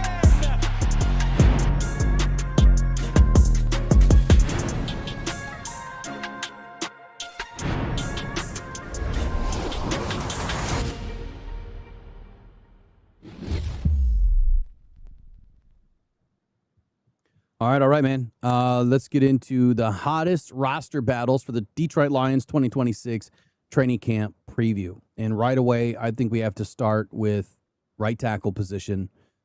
I know it doesn't sound like it should be like a major camp battle, but Blake Miller versus Larry Borum. I know a lot of you probably think I'm nuts for even saying that this exists, but this is probably the most important direct competition in camp, I think, early. It may get settled early, it may not. Miller was selected at number 17 in this year's draft, and he became Detroit's long-term fixture at the right tackle position. But Dan Campbell has described the competition as wide open. Miller and Borum divided first-team repetitions during OTAs. Miller and Borum divided first-team repetitions during, OTAs and minicamp. And then the loser should still have a major role as the swing tackle, taking over for Dan Skipper. So I think what Miller has to prove very quickly is, can he handle NFL power? I don't think that's going to be a problem for him. 54 straight career starts at Clemson. I think Blake Miller proved he's an Iron Man. Handling NFL power is a totally different step in his career. Number 2, his pass sets. Are they ready for the regular season competition? Number 3, can he communicate with Tate Ratledge and the other guys on the offensive line? Number 4, can he avoid the rookie penalties, the assignment errors, right? The false starts. Last year we had an incredible amount of penalties at all the wrong time. He can't allow that to overcome his rookie season. What Borum has to prove for me, can his experience give Detroit the more dependable option? And can he be more than just a temporary starter, but be a full-time starter this season? And can he match Miller's movement? Because Miller is widely known as one of the most agile, mobile offensive line in this draft class. And his ability in the run game, I think, is where Borum really sets himself apart. And then does he deserve to, delay the first-round pick in Blake Borum, in his arrival to the offensive line as a first-year starter? I think the early lean for me is that Miller should eventually win the position. I think Borum could open the season as a starter if the rookie is not ready. And I think that is the most important thing. The Lions don't bring in players that they expect to start. They bring in players that expect to compete. And Dan has been very vocal about that this year, that everyone is competing. And we've seen it, we've heard it time and time again from both Dan and Brad, that just because you're paid a lot of money, just because you're drafted early, doesn't mean you automatically win a spot. Not after what we went through the last 2 seasons. This is open camp competition. I think this is one of the hottest battles to watch. Eric, I think it could fizzle out fast too. It's kind of up in the air. What are your thoughts on Larry Borum and Blake Miller? Personally, I think they brought Blake Miller in for a reason. They took him number 1 for a reason. I think it's Blake Miller's job to lose. That's just my opinion. I think that Blake Miller is going to be the day 1 starter, and we're going to have a really great experienced backup in Larry Borum if, heaven forbid, something happens or the rookie slips up. All right, I'm going to stick with offensive line. I'm going to go to the left side of the offensive line, and then we're going to flip roles, and then I want you to give me a couple of your camp battles. Well, my biggest camp battle was the one that you have next. Oh, then by all means, start with yours. Yeah. So, the left guard position. I think it's the most important out of everything on the offensive side of the ball. I think that is the most important camp battle we have is the left guard position. You're just talking Christian Mahogany versus who? Juice Scruggs, Miles Frazier, Ben Barch, and now we're going to throw a wild card in the ring, Giovanni Manu. Mm-hmm. How would you like to have a 6'7", 340-pound, super mobile guard? Oh my God. Imagine trying to move him off his position. He doesn't have to take that big first step like he would as a left tackle. Now that would take a left tackle backup out of the equation for you, possibly. But man, Giovanni Manu is very, very intriguing to me, and they must see something or they must not see something if they are trying Giovanni Manu out at the guard position. They must see that he's not capable of doing the left tackle position in the pro sport, because he's coming from the Canadian League where they were 2 yards off the ball. It was completely 100% different type of football that he was playing in Canada. And over these last 2 years, he's had to learn everything about American football and how to play in the NFL. So it's been a truly uphill climb. Yes, he got in for one game last year against the Bengals. He survived. He did not do the greatest in that game, but he got injured, and I just don't think he's had a real golden opportunity yet to prove himself. And he could be a surprise dark horse for a backup guard position, either right or left guard. But why is this the true number 1 spot for me in camp? Well, I think it's the only spot on that offensive line without a true number 1 player to start camp. So at right tackle, you got Blake Miller. We took him in the first round. Then you have Ratledge over at right guard. He was our second round pick last year. He's a bona fide starter. He started all last year. Then we brought in Cade Mays to be our new starting center. I think that's fine right there. And then you have Penei Sewell. Nobody's moving him off of left tackle this year. Mm-hmm. So I think the only unsettled position really is the Christian Mahogany, Juice Scruggs, Miles Frazier, Ben Barch, and Giovanni Manu at that left tackle position. Left guard. Or left guard position, excuse me. And the who's in, who's out for me. Well, I think in the end that Mahogany wins out with Frazier a close second. I think the Lions will lean on the combo of draft picks and youth to get them through the 2026 season. All right, I'm going to start with this. Please welcome Michigan Governor Gretchen Whitmer, also known as Big Gretch.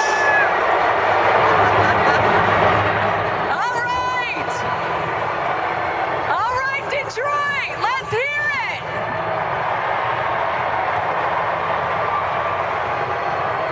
It has been a historic week here in the great city of Detroit. We have shown the world what the Motor City is all about, and it is my honor to announce that the 2024 NFL Draft has now broken the all-time record.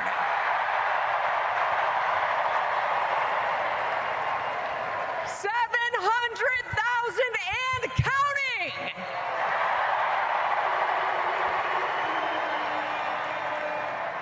thank you, NFL fans, and thank you, Detroit.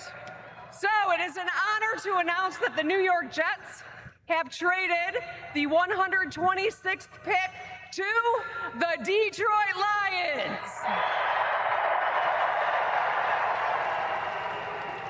And I'm going to put my buffs on to read this. With the 126th pick in the 2024 NFL Draft, the Detroit Lions select Giovanni Manu, tackle from British Columbia, Canada. Here we go. We're going international here, Rich. British Columbia. So the Thunderbirds. This is the first player that wasn't at the combine. Yes, Thunderbird. And a massive human being. 6'7" and change, 352 pounds. Now, as you can imagine, this is going to very much be a work in progress. He has the size there that you see of Mailata, Charles. He's not the same athlete as what you saw there with Jordan Mailata, but this is a big, powerful player. It's going to be a fun project for them to take on. Oh, we're not stuffing the truck, man. We got British Columbia footage. Yeah. Listen, look at that parking lot. Oh my goodness. Listen, I've got notes on this big guy. Mauler gets his hands on you, it's over. But DJ's right. The athletic ability is what they're trying to have to develop. How about Detroit trading a future third for an international player? Please. So I wanted to start with that, and I probably should have shortened the beginning part of that, but it was kind of good to relive that, breaking the record, being at the draft. Man, that was such an exciting time for Detroit Lions fans. I mean, all sports fans, really. Just the entire city was, I mean, what an excellent job we did at showing up. Giovanni Manu, 2024, Lions trade up with the Jets. They also, give away a future third-round pick. Project. We knew this guy was going to be a project, but at this time, this is where Taylor Decker was already signed, for a multi-year extension. And so when you look at bringing in a player like this, you look at the physical freak. And like they said, and I'll just take, exactly what they said. When he gets his hands on you, it's over. And it really is. When Manu is able to connect, and he's able to deliver on his traits, right? What he's been trained to do. He's a damn good football player. However, there's some things that show up for me that probably you would hope by now are remedied. But we don't know yet because last year he got injured, and so we didn't get to really see him play a full season. And the way that he played against Cincinnati before he ruined his knee, it was not looking great, but you're also going up against one of the toughest defenses in the league last year at times, right? At times. And Trey Hendrickson is not an easy task. So after a redshirt season at UBC, he played 33 games, started every single game, 33 in a row at left tackle. And get this, Eric, 6 at left guard. So before, last year, when I was saying, hey, look, if he doesn't work out at left tackle, there's always that opportunity for him to move into guard because he had the experience there. Now, this is UBC, so you could probably take, the bottom barrel of an FBS team, and that's kind of the competition of what he was seeing, right? There's not a ton of football teams up north, and there's not a lot of great competition up north. But that doesn't mean you can't find great players. And that doesn't mean that those players can't be brought in. And having a project or two on the team is fine. If it's a bona fide project, that's fine. Every player is a damn project. Some are just more than others. But Brad Holmes brought this guy in to be groomed and ready in the eventual, need that Taylor Decker went down or that Taylor Decker moved on or that Taylor Decker retired, right? Because Taylor Decker's injuries were mounting. So I think it was the right move to bring him in. And so now we get to, this last year or so. Unpolished tendencies is what started to show up for me. Pretty easy to spot on tape. He plays a little narrow, a little off balance in the run game. And then he was having some late hand issues in pass pro early in his career with Detroit. And that's why he pretty much redshirted his first year in Detroit too. Matter of fact, I don't even think he dressed for one game. But he moves really well for his size at 6'7". And let me get this back in front of me. 6'7". He was 351 pounds when he came in, but runs a 4.96 40, right? And I know for, the 40, don't really care about straight line speed or really don't, care about straight line speed for a lot of, positions, but at least shows you that the guy has ability to, get and clear out that second level, right? Wash out those linebackers and then get to that third level. He has the speed and the ability to do it, and definitely has the mass and the size. So overall, he wasn't NFL ready when he came in, but he's NFL ready now. And I think he was a highly intriguing developmental prospect then, and he still is now, moving to the left guard position with very rare athletic tools. He is the most intriguing left guard in the game right now, if he can put it together. Now, the pass pro has to get better, right? Playing too narrow in the run game, he's going to be off balance, and that's where he's going to get pushed back off the line, and then you got a guy right in the face of Jared Goff. You don't want that. So during OTAs, during the springtime of practice this year, Mahogany took all the first-team reps. And I don't think that's a surprise, right? And then after some things kind of got settled throughout OTAs and minicamp and all that, Ben Barch was missing for a large portion of it. Miles Frazier was on the other side behind, Tate Ratledge, which I think that Miles is going to be, on this team this year, no problem. But Juice Scruggs, a former, I get this always wrong, former second-round pick, I believe, really has the tools to play anywhere across the line in the interior, and I think that he's going to give the biggest push to Christian Mahogany right now. And then Giovanni Manu just has to carve out a role to save a roster spot to be that extra swing tackle, right? Because I think he can be a swing tackle. I think that you can use them in goal line situations. Imagine putting all your big guys that you have, right, up on this offensive line at 4th and 1, 4th and 2, 4th and 3, or say it another way, 3rd and goal, 2nd and goal, 1st and goal, and you got another 350-pound guy in the middle of your offensive line. I wouldn't want to walk away from Manu just yet, but he's going to have to be better than Ben Barch, and that's going to be tough. Barch missed the offseason program, right, rehabilitated an injury. Frazier appeared in 5 games late last season, played okay at times. Scruggs offers center guard flexibility, which we need, and that's why I think this Scruggs will stick around, even flirted trade options. And then Manu is attempting to convert from tackle to guard, but he's played guard before. So I think the battle is less about somebody overtaking Mahogany as immediately as it is more about whether Mahogany can slam the door shut once the pads come on.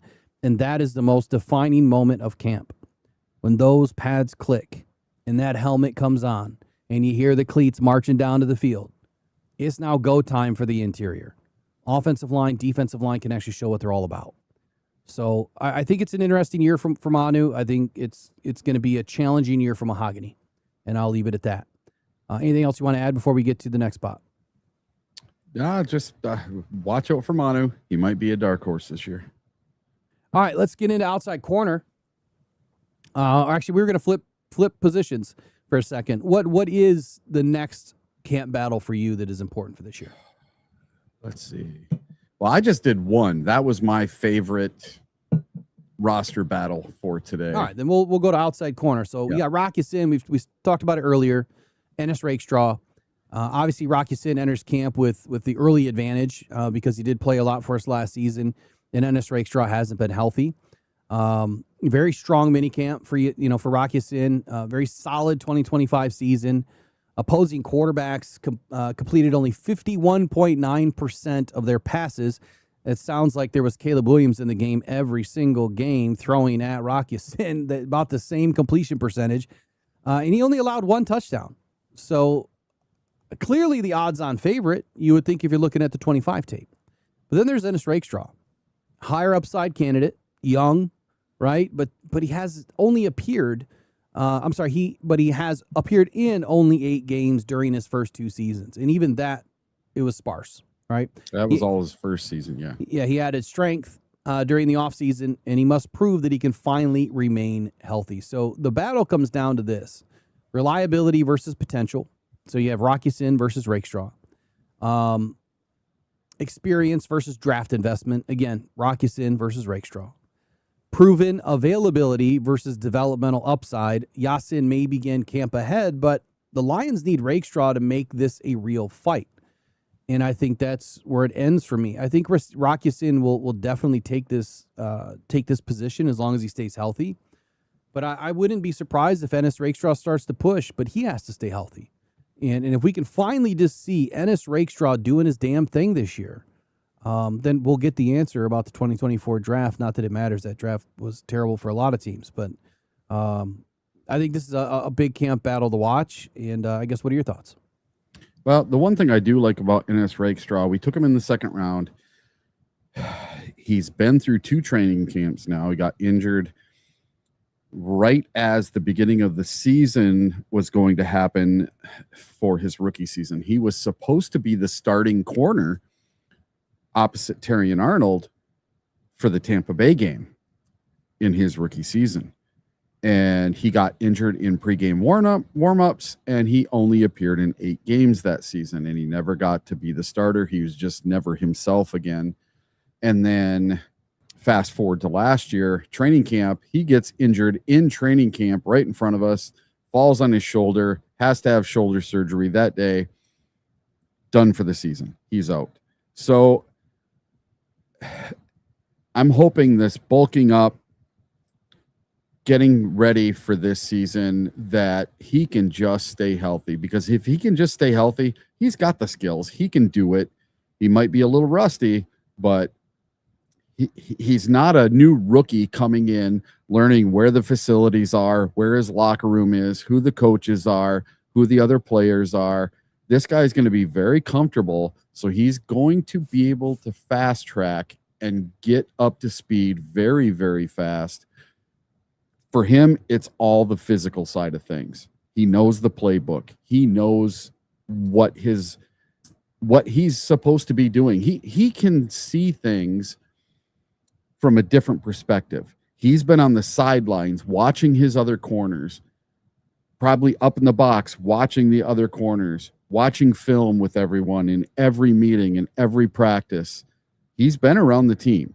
So I don't think it's going to be like a brand new corner being like someone like Keith Abney. It's not going to be like that, where he's coming in, having to get up to speed with everything, learning the playbook, learning the coaches, learning your surroundings.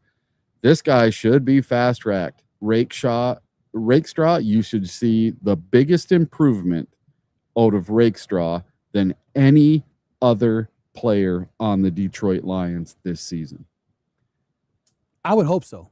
I would hope so. And I agree. So I'm going to skip down to 0.45. That's right.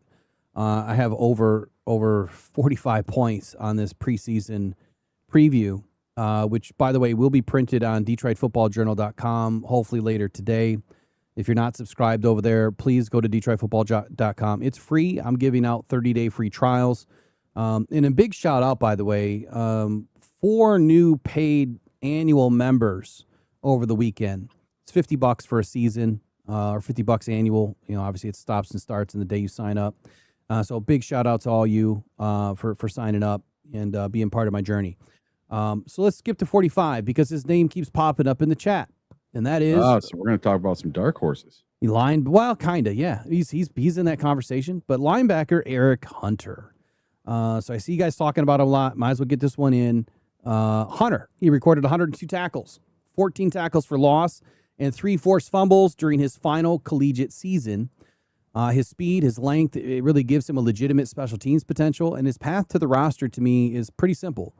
He has to become a core special teams player. I think he has to demonstrate his coverage ability is adequate, and then he has to take advantage of any opening or any open competition behind Detroit's top linebackers. Now, what can Eric Hunter be for the Lions? He's a different style of a linebacker. He's the exact body type, frame, speed, everything about this guy is what you want on your team. Can he overtake someone on the, in the linebacker room right now for that 6th spot? That's going to be pretty tough. The Lions brought in Damone Clark, and they also have Malcolm Rodriguez right now, who's been taking the primary number 1 first team reps. And so you have those 2 guys at the will position. You have Jack and you also have Derek Barnes. And so really behind those guys, who's really going to fit in or slot in behind those guys that you can add? I don't think the Lions are going to keep more than 6 linebackers this year. And so how does Eric Hunter help its special teams? How can the Lions find a roster spot for him? He has to show out in training camp. But the other thing that I've been seeing in the chat too, which we've spoken about this before, a lot of people talk about, Emma Awori and how impressive he was. And he was one of my picks last year for the Lions. Didn't happen. You can absolutely use him as an Amenawari style of a football player because he's a tweener when it comes to the linebacker position. He has the speed, the versatility to play a strong safety kind of position. He's kind of a really big safety, but does he have the coverage ability? That's the biggest question left unanswered. So he is one of my dark horses this year. He's one of my favorite dark horses this year. What do you think about Eric Hunter? I just don't know enough about him. Until I can lay my eyes on him and see how he thumps in practice, I just don't know. On paper, sounds good. I haven't watched any college tape of him. I just do not know. And I don't want to make an assumption without having the proper knowledge. Intriguing. So That's obviously for sure. he was a UDFA. He comes out of Morgan State for the Lions. Came in as UDFA. I think he got a really big signing bonus this year, one of the bigger signing bonuses that the Lions handed out, which tells you that they want this guy to stick around. I'll give you the MEAC breakdown from, I don't even know what site this is that I found it on yesterday, but let me get to it. All right, one of the defining moments of his season came against Norfolk State last year when he returned a blocked kick 90 yards for a touchdown. So that tells you something, right? You can get in the special teams. It tells you what he can do. His postseason resume solidified his standing among the top defensive players in the FCS. He earned Stats Perform FCS second team All-American honors, the Phil Steele FCS third team All-American recognition, and was also named an FCS Football Central All-American. In addition, he garnered all MEAC first team honors. He was selected as a Buck Buchanan Award finalist and earned Box Toro HBCU All-America recognition and accepted an invitation to compete in the American Bowl, college football's inaugural all-star game. I was trying to look at his snap counts, but couldn't find how many snaps that he played at each position. In the chat, Attila the Hun says, we have to stop looking at Eric Hunter as a linebacker. He is a big nickel safety. Yeah, he can be. He absolutely can be. So there's some place where he could slip in because safety, if we're thin somewhere, I would say it's at safety. The problem is I think the nickel safety is pretty thick on the roster. So how is he going to leapfrog Christian Izzian, Roger McCreary, right, and even Ennis Rakestraw? I mean, Ennis could also play in the nickel or down in the slot, even though he's primarily going to be pushed outside. And there's other guys on this roster that are playing the nickel. I was trying to find one more thing. He ran a 4.45 at his pro day, 37-inch vertical, very instinctual. This guy's known to be a film junkie, and a lot of special teams experience. But I think to your point, I have to see him, right? Have to see how he performs with the big guys. And is he going to be able to push for a roster spot? I think it's going to be tough. He's going to have to stand out. I mean, every single year in camp, we have guys that stand out, and every single year we really want one of these guys to make it. But how is he going to move past Jack Campbell, Derek Barnes, Malcolm Rodriguez, Jimmy Rolder? Those four for me are locks. Damone Clark is a lock. That's 5. I don't know. I mean, so the 6th player, I mean, can he crack the 6th? I don't know. I mean, looking at the Lions linebacker room right now, this is who we have, because I think that's immediately where he's going to be. Joe Bacci, Derek Barnes, Jack Campbell, Damone Clark, Eric Hunter, Trevor Nowaski. I forgot about Nowaski. So there's my 6th lock. Malcolm Rodriguez, Jimmy Rolder. That's your room. Let me say that one more time. So 1, 2, 3, 4, 5, 6, 7, 8. So we have 8 linebackers. I highly doubt we keep 7. I think he's on the practice squad, potentially. And then you could probably lock him on the practice squad and kind of hide him away from everybody. he has to beat Trevor Nowaski, or he has to be able to beat out Damone Clark or Malcolm Rodriguez, and I just don't see that happening. I don't. Not right now. I think it's too early, but not right now. But he's like that Swiss Army knife, man, that you could definitely put him in different positions to win, and I think he would be, utilized, in a position that can help us win. All right, I'm going to go back up. Eric, what is on your list, because you got about 6 minutes left, that you really wanted to share today? Yeah, so everybody keeps talking about their dark horses who they think might be come out of nowhere, and make this roster. Well, I think the Lions, and I looked at this before I looked at anything online. I was just thinking to myself, who on this roster? So I looked at everyone who was taken in the UDFA, everyone who was drafted, everyone who was brought in as a free agent. So I looked at every single player and I thought, out of all these guys, who could I see actually making this team? And it doesn't mean as a starter. I just mean making. I don't even know if the top 53, even getting up to the practice squad, are you going to make this team? And there's one player that is super intriguing to me. And could he force the Lions to do something they haven't done in seasons? And that's carry a third quarterback.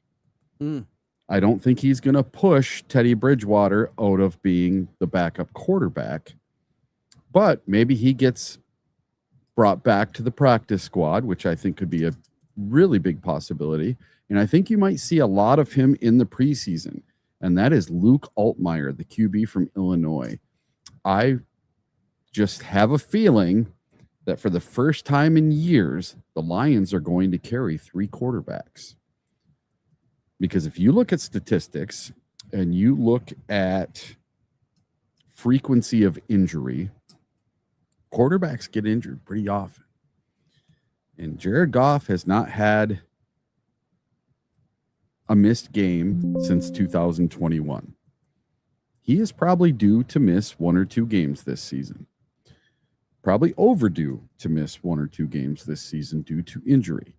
So, do the Lions take Lou Altmaier, who by all accounts was tearing it up and learned our system super, super fast? Drew Petzing gushed about him. Dan Campbell gushed about him. Is this kid the real deal? Is he picking it up so fast that they're not going to be able to let him go?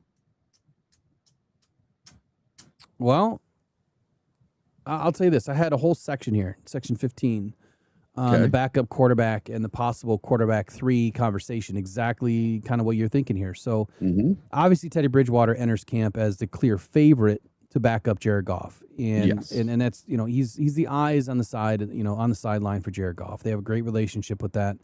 But then there's the undrafted rookie in Luke Altmaier, which I don't know how he wasn't drafted, to be honest with you. But he's competing against Detroit's usual roster construction, which is the Lions have generally kept 2 quarterbacks on the active roster and another on the practice squad. Altmaier must be impressive enough to convince Detroit that exposing him to waivers is too risky. So he completed 64.4% of his passes over 3 seasons at Illinois. He produced 57 touchdown passes against 21 interceptions while adding a layer of mobility as a runner. So the question really becomes, are the Lions willing to expose him to waivers? And if they do, is he going to get picked up? And I think that's this roster trigonometry, if you will, that Brad Holmes has to play every year. Is there another team that really needs a quarterback? I think that he's going to have to, really perform extremely well. The reasons why I thought that he could make it were experienced college starter, accurate and mobile. He's more polished than your average undrafted rookie. He could provide developmental value behind 2 veteran quarterbacks. And then really what stands in his way? Well, Detroit usually carries only 2. The path to the roster is slim. Altmaier has to perform so well that Detroit becomes unwilling to risk him to waivers. Now, I'd have to go back and look at practice squad rules again, because every year it evades me. I know you can lock, I think, 4 rookies. or 4 overall. Your vets that are vetted veterans, you can only have 6 on the roster, and they can, stay if you have a handshake deal with them. Otherwise, they could leave at any point in time. But it's the rookies, it's the guys with 2 or less years on your roster, your practice squad, that I think you can lock 4. So you might be able to put them on the practice squad and lock them. But you have to put them up on waivers at cut day. So he has to be able to come back to you. That's the tricky part of this. So, all right, what do you want to finish with? I'm going to keep rolling after you go. So go ahead. Yeah. So my biggest dark horses really are Luke Altmaier. I think that the Lions, for the first time in a long time, they carry 3. And so my biggest camp stories to watch, I'll just go over a few of them really quick for you guys. I think that Sam Laporta's health, and can he get back to the version he was in 2023 and part of 2024? Can we get 2023 Sam Laporta back, where he's leading the league as one of the best wide or tight ends in the league? I would love to see it. Health, Kirby Joseph's knee. And can he even play a down in camp, or will it drag on into the regular season? The offensive line rebuild, how's this going to work? Or is it going to fail? Will the chemistry be there right from the start with no communication issues early on? Will the defensive end position become clear in camp, or will it linger all season? Are Tyreek Williams and Aleem McNeil enough to erase the loss of DJ Reader up the middle? And then who's going to step up at tight end behind Sam Laporta? He can't be the only one. With Arnold gone, who steps up at number 2? Do the Lions carry 3 quarterbacks this season with Altmaier? And my biggest question for the whole day, will Dan Campbell play starters in the preseason? I think he will. That's the biggest question. I think he Is has he to. actually going to do it? He hasn't done it yet. I think he has to, man. If you're going to skip all these practices with other teams, I think he has to. So, all right. Well, awesome. I Good do stuff. have to get running. So I will see you guys later. I will not be on next week. I'm going to be up in Canada, hopefully at an amethyst mine, getting some amethyst next Tuesday. That sounds fun, man. But I'll try to tune in if I have service up there. Next time, you got to invite me to this thing. I'm going to go see this stuff. Yeah, I'm going to be gone for over a week. It's all right. Yeah, I'm going to the Moose Lake Agate Days Rock Gem and Mineral Show. I'm leaving on Thursday morning at like 5 in the morning. Well, safe travels, man. Yep. All right, buddy. We'll see you next 2 weeks. Yep. See you guys later. All right, adios. Okay, I'm going to kind of continue on with the dark horses here for just a moment. I had 5 most likely, and really this list could be a little bit deeper. Maybe I have 6 or 7 or 8, but if I'm really going to boil this down on roster opportunity or positional need, or even the special teams value, I would say that Jackson Meeks in the wide receiver room, he provides another opportunity, for the Lions to keep a guy that they've been developing. He has a different body size than everybody else, in that room already.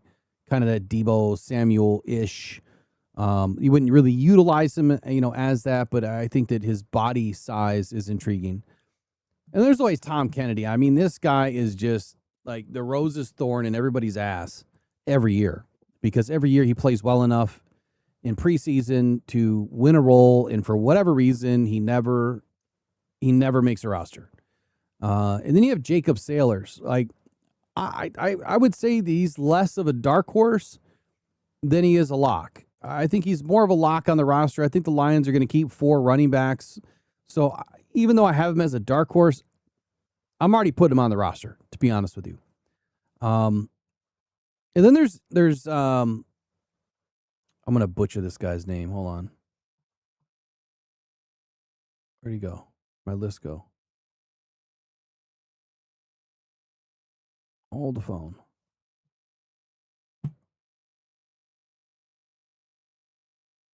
Pull up the roster here.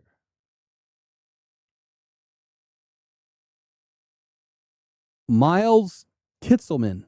I think I got it right. Miles Kitselman, the tight end, 6'5", 251 pounds.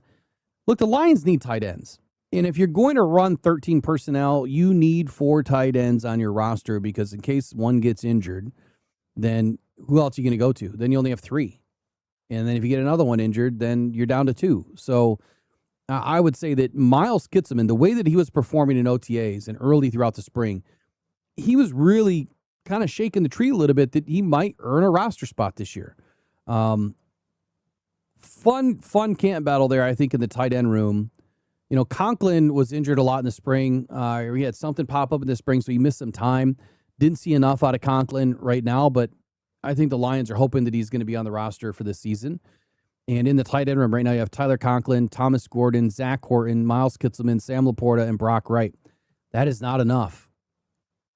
Again, if they do have 2 open spots, I'm looking for the Lions to bring in a tight end right now and someone that can play. And at 53-man cuts, I'm looking for the Lions to probably bring in a tight end if, you know, a quality tight end gets released. But I would say tight end, you know, especially with Sam Laporta's health and not knowing, you know, what happened after tight end U, tried to follow it a little bit, didn't see enough of Sam Laporta. So how did he perform at tight end U? Is he ready? You know, can he play? Can he get to camp and actually play? Those answers will, you know, start to answer the rest of this conversation with the tight end room. But look out for Miles Kitselman. I think he's going to make some waves at camp. I really do. Of course, we've already spoken about Eric Hunter, Luke Altmaier. I think both those guys have a real shot. You know, they're more of a high upside developmental opportunity than anything else. And then one other name, Anthony Lucas. Anthony Lucas was making some noise. And again, it's just spring, right? No pads. But Anthony Lucas was making some noise. He definitely has the size that you're looking for. I mean, kind of freakish athletic ability for Anthony Lucas. And then we have Ahmed Hassanin, right? Yeah, I kind of put him in that dark horse range because of what the Lions did this offseason and how they reinvented this edge room and the defensive line room. They've really added some bodies that Ahmed Hassanin has to perform. And I think that he will. And now they're putting him at the strong edge position, right? You put him as the big end, I should say, which he doesn't really fit the big end size that you're normally looking for. He's 6'2", 275, 280, 85 pounds, depending on what he comes back at when they hit camp. He's not a traditional big end size. He doesn't have the arm length to lock out, you know, some of the longer offensive tackles. So making that move, even though he's more of a speed end, right? He has more speed than, you know, most of the guys that play the big end position. Can he set an edge? That's the most important thing. Will he be able to, you know, win a spot, keep a spot, and be able to, you know, provide solid rotation for the Lions? Like, he doesn't have to play, you know, 50% of the snaps. If he plays 20, 25% of the snaps, I think that's a great first year for Ahmed Hassanin. And then one other really important development on the defensive line is Tyleik Williams. So Tyleik Williams is now taking over for the DJ Reader position. And if you remember when the Lions drafted Tyleik Williams, he played the nose position at Ohio State. He had more of that dancing bear quality. He could get after the pass rusher or get after the passer as a pass rusher. And then when they put him at the nose position, some of those, you know, qualities didn't show up in the game film because he was in a different position. But now this is where fans are going to have a problem. Putting him at the nose position does not mean that he won't get after the passer, but it's less likely that he's going to get after the passer unless he has a free shot, right? He's going to be taking up double teams all day long. I'm even interested to see if Tyleik Williams comes into camp closer to 330 pounds because of the fact that he's going to play the nose. You need someone with some size that can take the double teams, free up the linebackers. And with the way that this defense is shaping up with a few changes this year, it makes a lot of sense as to what they're doing. So Tyleik Williams was the eventual replacement for DJ Reader all along, is what I'm gathering now. And so this is going to be a fun but interesting camp watch with Tyleik Williams. How are the Lions going to utilize him? Are they really going to try to get the best out of him? Because last year he had his hands all over the football. He was creating havoc on the inside. And I think that if we had a better defensive plan, he would have been in the backfield even more. And so I don't know. We don't really have another body with his size. We don't have another nose option. But then at the same time, I'm thinking, if we're going to run more nickel, I mean, well, I guess we got Jay Tufele. He's a little bit bigger. And even Chris Smith, he's a little bit bigger. Lee McNeil should be playing closer to 310. And I guess there's Aiden Kenyatta, too. He's a little bit bigger at 320-ish. But I don't see him playing nose. So it's an interesting move that they're putting him at the nose as opposed to just going without the nose and just use defensive linemen, right, to their best ability. Do we really need a nose? I don't think so. But going, like I was saying, go to more of a nickel. You're going to see rotations this year, I promise you. This is something that I was begging for a couple seasons ago, but you're going to see it because they've already done it. We might have 4 edge rushers on the field at one time. And they're going to be split, right? So you're going to have a 2x2. You're going to be split. You might even have a 3x1 with 4 defensive ends on the field. No one's going to be over the nose. The nose is going to be left wide open. You're going to have 2 wides, and then you're probably going to have 2 tucked inside the inside shoulder of the tackle, outside shoulder of the guard, and then you're going to have a heavy lineup in the middle with the linebackers. You might have 3 tight linebackers or 2 tight linebackers in the middle, and then your nickel and your slot will kind of drape in, like have that extra fifth or depending if you go dime, but your extra fifth cornerback could be up towards the linebackers. You're going to see some interesting stuff from the Lions defense this year. They're planning on doing some crazy stuff. And again, they did some of it in OTAs, and I'm expecting to see even more. I'm going to do a video about it. I got to write it down. I'm going to do a video about it because there's some things that I listened to with one of our coaches that was kind of talking about that. So very, very interesting developments and how this defense could be totally different. But at the same time, it'll look the same. And that's exactly what you want out of your offense. And that's where I want to go next, or go back to anyway. Find it here. Got out of order, so I got to get back.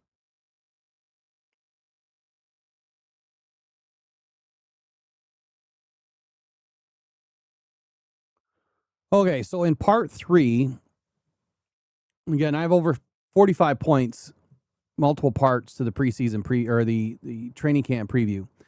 But part 3 is what Drew Petzing has to prove. And it kind of started off with, he has to preserve Detroit's offensive identity, right? He cannot enter Detroit and force the roster to become a copy of his Arizona offense. So we already know that's not going to happen. He also has to preserve what Goff and Sewell and Gibbs, St. Brown, Williams, Laporta already do well, right? While also adding his own formations, motions, personnel groupings, and quite honestly, his answers to the offense. Petzing has already indicated that this will be a blended system rather than a complete teardown, and that this is a correct starting point. I think exactly where he, came in is eyes wide open, ears wide open, willing to listen, and willing to make the changes necessary without totally, flipping this thing upside down and making these guys learn all new things. There's going to be new wrinkles, of course. There's going to be new plays, absolutely. But the challenge is really making the offense fresh without making it foreign. And that will allow this offense to just hit the ground running. And for him to, this next point I think is the most important, but hit the ground running so that the offense can just get motoring while the defense catches up. And I'm hoping the defense comes out hotter this year than what it did last year. This is the most important point for me with Drew Petzing. It's not that the Lions didn't run the ball well. And it's not that the Lions didn't run play action well. The problem that we saw last season with the offense kind of sputtering at times, it was the marriage of the play action and the run. Every offensive coordinator will tell you this, but every defensive coordinator will tell you that this is the hardest thing for any defense to manage. When you can go up to the offensive line And you could make every pass look like a run and every run look like a pass. You lock out those linebackers. You freeze them. And the minute you can freeze them and they don't know what you're doing, right? Because you hike the ball, you look like you're going to hand it off, you pull it in, that's play action, and then you're going to toss back and throw it. Or you'll step back and throw it. But the minute you act like you're going to hand off the ball, what happens is those linebackers freeze, like I just said. And when they freeze, that gives Sam Laporta, or if Jahmyr Gibbs is out wide, an opportunity, to make the play happen, get into their route, sneak behind those linebackers, and it's game over, especially if you get it to Jahmyr Gibbs. And this is why Jahmyr Gibbs is so important. Imagine for a moment, one play, we'll say it's first down. This won't be totally accurate, so just walk with me here. First down, you come up and you have Jahmyr Gibbs in the backfield. All right, you have Amon-Ra in the slot, you have J-Mo out wide, Sam Laporta on the other side, tucked in tight formation. You can run, you can hand the ball off to Gibbs, right? First down, they're probably expecting a run, no problem. Well, the next time you come up to first down, you can do the exact same formation.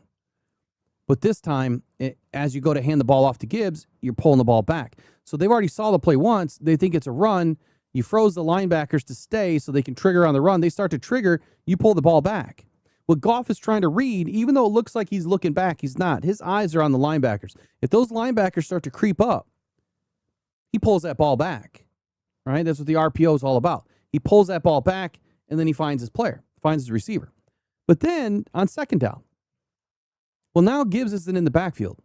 Now Gibbs is out in the slot. Amon-Ra could be in the other slot. J-Mo, hopefully, is going to be out wide this year, not tucked in tight, not even intermediate to the sideline. I want him 4 yards off the sideline, right? You want him out wide. You need to stretch this defense horizontally. But the minute you put Gibbs in the slot, you now have told that Will or that Sam linebacker, you have to stay home. And you have to protect your zone from Amon-Ra or from Jahmyr Gibbs. You've also now got a corner that has to, or a nickel that has to, a nickel that has to take, or slot, has to take Jahmyr Gibbs. Both those guys are locked in. And then you have a safety potentially over top that is also going to have his eyes, because you got J-Mo and you got Gibbs. You got two players that have the most speed in this game on the same sideline. We got Isaiah Pacheco in the backfield, who can run just about as fast as Jahmyr Gibbs. Different back, different style, right? Not as fast as Jahmyr Gibbs, doesn't have the breakaway as Jahmyr Gibbs, but he still runs like a 4.36. He's still extremely fast. He's just more of a punishing runner. So now you've got this defense thinking you're throwing that football, but you're marrying up the pass and the run so well that you hand the ball off to Isaiah Pacheco. Maybe it goes for a first down. Maybe it goes for 6 yards. But then when you run up on the next second down to run the same damn look, well, this time you go back to hand it off to Pacheco, and Jahmyr Gibbs slices over the middle, and Jared Goff pulls it back and pops him. But he's now behind the linebackers, and he's going to take that ball probably to the house, but he's going to get 6, 7, 8, 10 yards of yak every freaking time. That is where Drew Petzing is going to have the biggest effect on this offense. I know a lot of that was probably confusing because I didn't lay it out well, but the point I'm trying to make is you're going to run the same formations, but you can do multiple different plays out of the same formations. And that is where Jahmyr Gibbs' workload will increase. It's his time on the field. It's not so much his time, on the field and then getting the ball more. It's decoy. So there's no defense that is going to be able to protect Isaiah Pacheco, Jahmyr Gibbs, Amon-Ra St. Brown, Jamison Williams, and Sam Laporta on the field. You can't. You can't pick every single one up and ensure that nobody gets the football. Because then you have that other threat with Isaac Tesla. If you do put Isaac Tesla in tight to the formation as a tight end, right, and you're running 12 personnel, well, good luck. Because it's really tough to defend when you have a guy that can run 4.4, with the size that Isaac Tesla has, who can be another receiver, If his blocking is better this year, then you can use him in run and pass options when he's tucked in tight. I'm not saying he has to be a tight end because he'll never be a tight end labeled as a tight end. But the routes that he'll be running, the way that he'll be utilized this year, expect to see him in line more often, in tight on the tight formations more often. Clip this. We'll revisit it back in week 1, 2, and 3. You'll see it. So Drew Petzing, in my opinion, it's restoring the run and the play action marriage that is the best version of Detroit's offense. It's not merely a running offense. We know that. It's not merely a passing offense or solely a passing offense. It's an offense that can run. It's an offense that can use play action, utilize the screen game this year, hopefully a lot more, and then the intermediate passing game and pre-snap movement. I think it's all important to get these guys moving around. This offense was so much better when everyone's moving around. The more motion you have, the more confused the defense is going to get. And when you can make those look all connected, that's when you win. All right? Ben Johnson was great at doing some of that stuff. I think Drew Petzing is going to be better. I really do. So the Lions, in my opinion, again, with Drew Petzing, they're going to have to be able to run from the passing formations and vice versa, right? They're going to have to run from the run formations, run from the pass formations, but then the exact opposite. They have to be passing out of what looks like a run formation, and that's why 11 personnel is going to be utilized so heavy this year. You have to be able to throw from the heavy personnel, right? When you bring in 12, when you bring in 13 or 22 or 21 or 20 or whatever it is, you have to be able to throw. And then you have to use those identical formations to create the multiple plays. Put the linebackers into run-pass conflict. And when you create conflict and chaos, you win. Keep Goff operating with rhythm and defined reads. Tempo, tempo, tempo. One of the biggest headaches of last season for me was tempo. The Lions just didn't seem to have any sort of a rhythm, and that comes from tempo. When you're operating, with a lot of tempo and you're able to get you guys up to the line quick and you're able to snap the ball and then you get back up to the line and you snap the ball and you've got a play going, you have a plan going and you're executing that plan, you can play with more rhythm. I would rather see the Lions take the football for the first 4 to 6 possessions in the first half and just go score. Don't worry about leaking down the clock, or running down the clock, right? Just go score. And if our defense is going to be as good as we're hoping it's going to be, they're going to be able to, shut them out, 3 and out, 6 and out, whatever it is, get them off the field, get the ball back into the offense. Go put up 30 points in the first half. Hopefully they've only put up 3, 7, or 10. And then you go into the second half. Now you start to run the clock down. Now you're running more plays with your running backs, right? But that doesn't mean you can't pass. There's no difference between passing a football for, 4, 5, 6, or 7 yards and running the football for 4, 5, 6, or 7 yards. The clock still runs. The only difference is if you have an incomplete pass, the clock stops. So the Lions need to make things look similar, but they need to, in my opinion, they need to get out the gates, score in bunches, and then I don't want to say relax on the offense. You still want pedal to the metal, but you can leak the clock down a lot more in the second half. So keep Goff operating with rhythm and the defined reads. Make the defenses, really hesitate before attacking.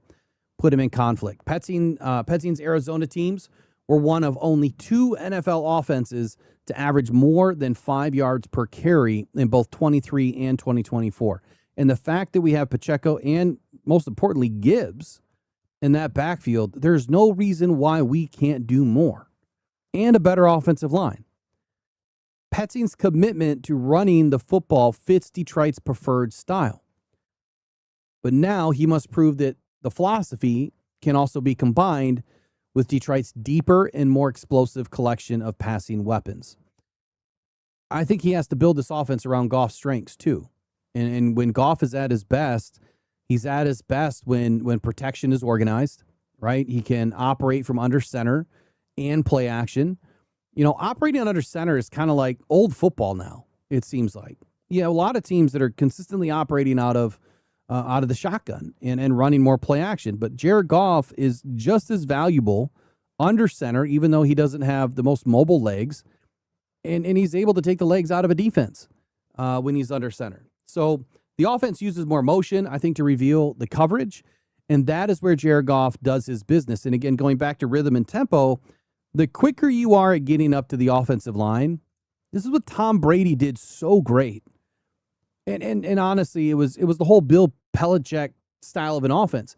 They would get up to the line quicker. Why? You want your quarterback to have more time. And you could do it the other way around too, and I'll touch on that. But when Tom Brady had more time to operate, when the offense is lined up, you're not giving the defense more time to figure out what you're doing, because if you've done your job and you're able to marry the run and the pass and everything looks the same, the defense should really have a clue as to what you're doing. But when this guy goes in motion, then you have an extra couple of seconds, and then this guy goes in motion. Well, then this guy goes back, and then this guy kicks back out, and then this guy rolls up. Defense doesn't have a clue now. You need more time to be able to execute motion at the line of scrimmage. And last year, we just didn't do it enough. Yeah, we tried to use motion, and what kept happening? Illegal formation, illegal formation, illegal formation. Why? Because they were under the gun. They didn't have enough time to execute the play. So when you go up to the offensive line, you got 11 seconds or less clicking down on the clock, and you're trying to put guys in motion. You don't have enough time. So guys are trying to move quicker, and Goff maybe snaps the ball too quick, or whatever the case may be, and now you have an illegal formation because someone wasn't lined up right, or someone, maybe was turning towards, going north again, so turning towards the line of scrimmage, illegal formation. If you have more time, you don't have to worry about it. And that's what Brady and Belichick were so good at. They wanted more time at the line of scrimmage so that they could put the defense in conflict. Offenses use motion, like I said, to reveal the coverage pre-snap that helps Jared Goff figure out what the defense is doing. The good defenses, the really great defenses, like Seattle Seahawks, they use post-snap rotations to confuse the quarterbacks. And the quarterbacks that I think do the best with that, not Jared Goff most times, but he's pretty good at what he does too. Then you have receivers that arrive at their landmarks on time. That is critically important. Right, Drew Petzing has to get these guys in alignment and get them to their landmarks. And so Drew Petzing's scheme and the way that he runs this team, the way that he runs this offense, and giving them enough time allows them to create that flow, that tempo, that rhythm of timing. And landmarks are so important for that. If you don't get to your landmarks, that ball's going to be incomplete or intercepted if you're passing the football. Jared Goff needs to be able to throw with anticipation, right?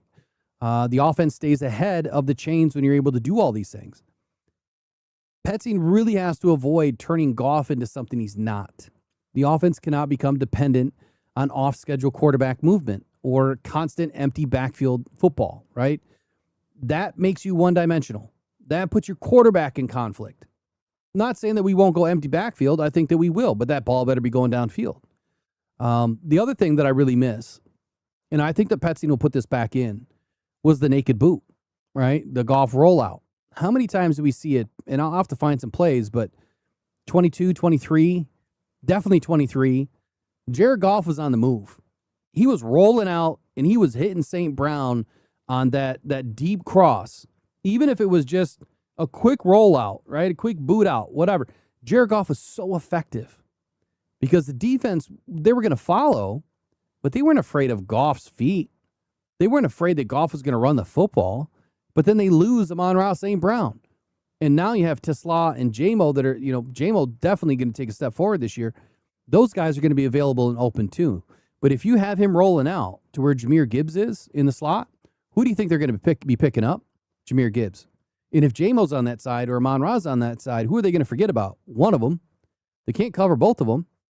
So, and then if you have Tesla on the other side, and he's cutting across the defense, right? Going across the face of the linebackers. That gives Jared Goff an immediate connecting point. And if you look at what Puka Nacua and Matthew Stafford run, it's that short little slant that he gets across the linebackers. They hit him at the hash, and then Puka goes for 30 yards. He's done it against us. Those are the types of plays that I think that Drew Petzing is going to bring back to this offense. The deep cross, the intermediate cross, that were so paramount to how well Amon-Ra St. Brown was playing has been disappeared out of this playbook. Want it to come back. hoping it comes back, expecting it to come back, based on what I saw to Drew Petzing's film throughout this offseason.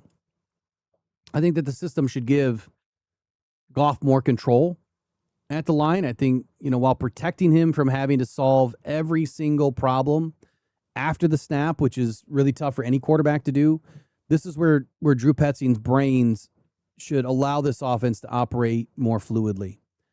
How about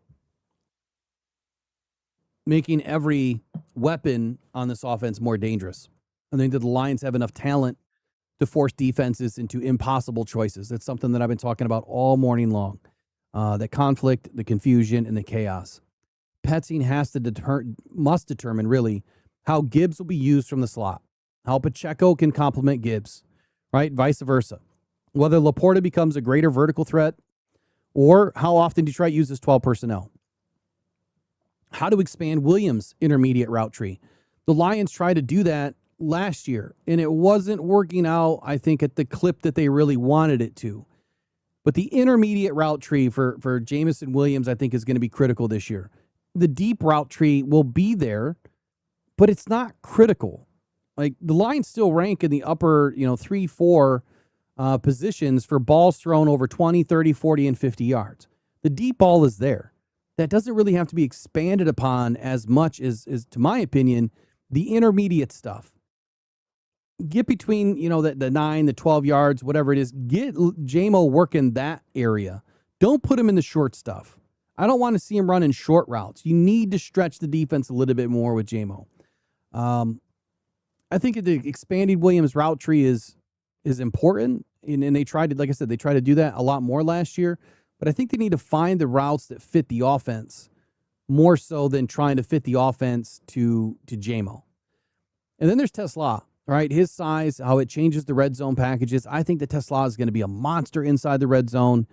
You guys hear me say this often. Forget the red zone, right? Throw it to the end zone. Forget the red zone, throw it to the end zone. When the Lions start getting towards that 30-yard line, I want to see the ball painted in the end zone. Right? I want to see him taking some shots. Why do we want to get in the red zone where the defense constricts what you're able to do? It's a narrow field. Right? The defense is closer to you. There's not a lot of room to operate. That's why the teams that do really well in the red zone, those are the teams that I think you need to stay away from the red zone. I understand Dan Campbell's mentality. He's going to go into the game thinking he can beat anybody, anywhere, at any time. And Drew Petzing's going to be the same way. We use that mentality, but why don't we be a little bit smarter about it? If the red zone defenses that you're going to go up against this year are really good, stay out of the red zone. Get that ball into the end zone quicker. So I think Tesla changes that, especially with his size, his speed, and then of course J-Mo. I think that utilizing him to get into the end zone, a lot earlier, 30-yard line, 25-yard line will be helpful. And then Sam Laporta, I think, is a big key to that too, because last year when he was out, we missed a lot of those seam routes. He's a chain mover.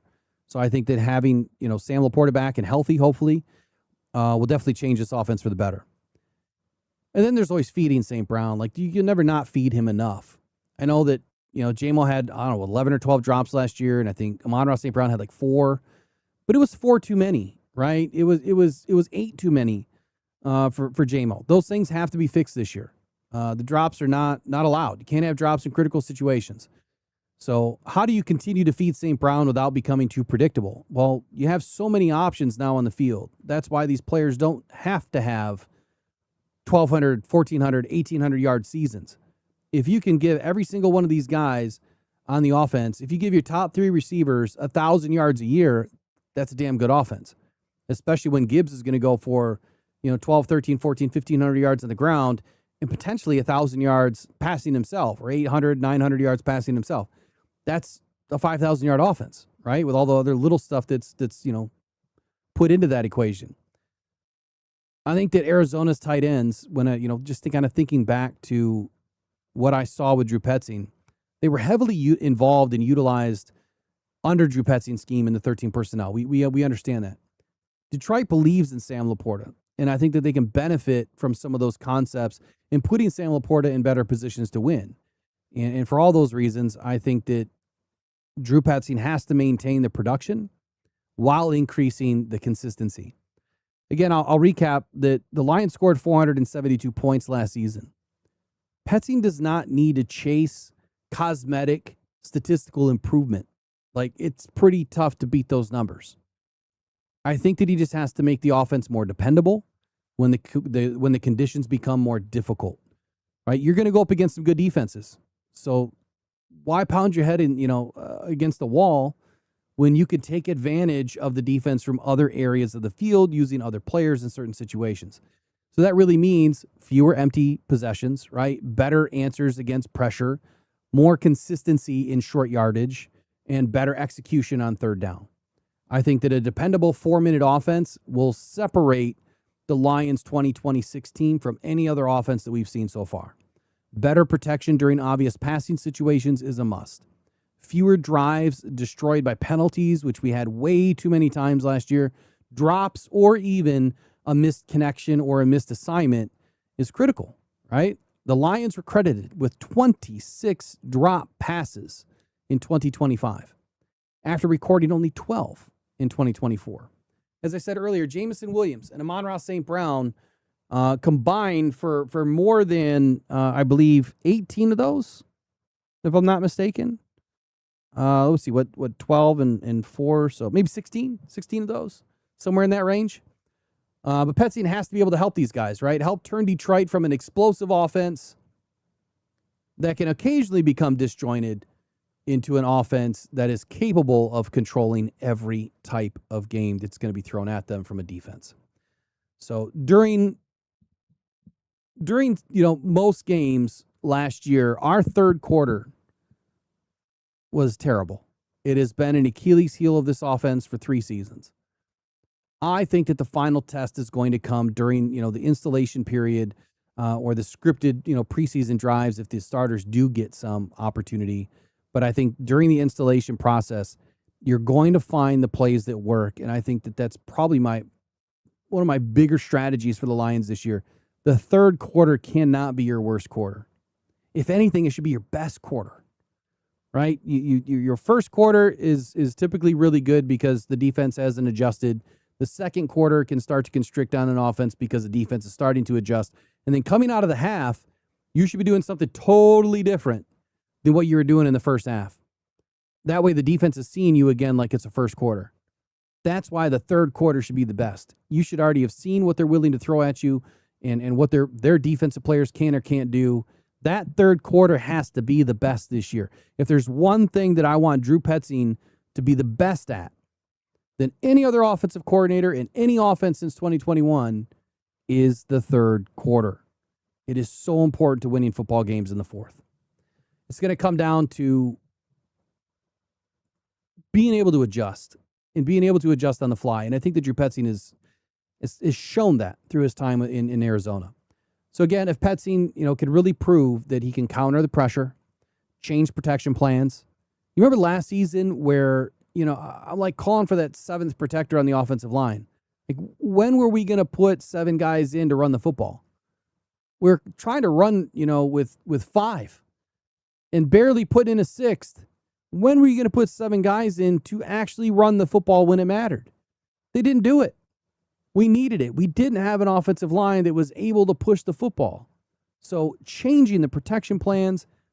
Look, Hank Fraley and Drew Petzing, they better be in lockstep together and understanding that if your offense is having some trouble running the football, don't be afraid to put more guys, into blocking for these guys. Attack the defensive situations head on, right? Attack the substitutions head on. If they're substituting, there's a reason for it. Now, if you already have the guys, in the game that, can take care of that substitution, great. But why not sub for sub if you need to, right? And again, some of those things the Lions weren't doing last year. Got to get Goff back in rhythm, right? Adjust when the running game stalls. If the running game stalls, you have to be able to get it going again. And sometimes that's not running the football more, right? You have to change up what you're doing a little bit. Sometimes you got to pass a little bit more. Maybe it's a shorter passing game, kind of a game. It eventually will open up the bigger passing game. But if it stalls out, you have to be able to and willing to change things. Find the touches for Gibbs without becoming predictable, right? Same thing for Amon-Ra St. Brown. Stay aggressive without abandoning the balance of the offense. And I think that this offensive roster is so talented, right? Talented enough to win in multiple ways that Drew Petzing really needs to demonstrate that his play calling can find the correct way each and every week. That's my breakdown on Petzing. I would love to know what you guys think. Tell me in the comments right now, obviously in the chat right now. What do you think Drew Petzing is going to bring to this offense in 2026 that'll be different? What do you want him to do better than what Dan did last year, Johnny Moe did last year, or Ben Johnson did in 24 and 23? I think that there's big improvements that can still be made over all three of the offensive coordinators that we've had in the last 3 seasons. There's big, and yes, even over Ben Johnson, there's still big improvements that can be made. All right, take a brief break. I'll be right back. Get to some of your chat messages here.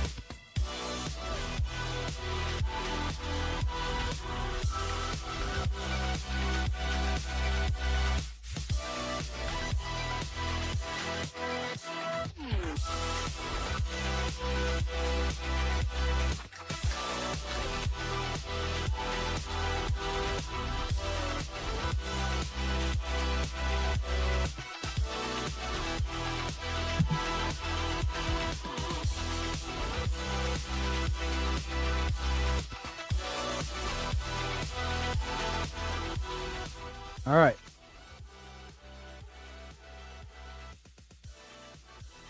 So I went over a lot talking about the offense there and Drew Petzing. And there's a lot more that I could go into, but I mean, that segment was pretty long. I just want to wind back a little bit and see, kind of what you guys are talking about here. We'll just start with the first one. Robbie says, Goff can move. Doesn't look pretty doing it, but he can move. Yeah, he's the broken giraffe. Remember the broken giraffe? I think Eric ended up calling him the baby giraffe. And Robbie, good to see you back as a member, man. Appreciate you joining back into the membership group. Mr. Thomas says, post-snap, explain that more, Will. Please and thank you. Post-snap, which part? Post-snap offense or post-snap defense? And how quarterbacks have to adjust post-snap. Let me try to explain it. Let me know which way you want it done, or maybe I just do both.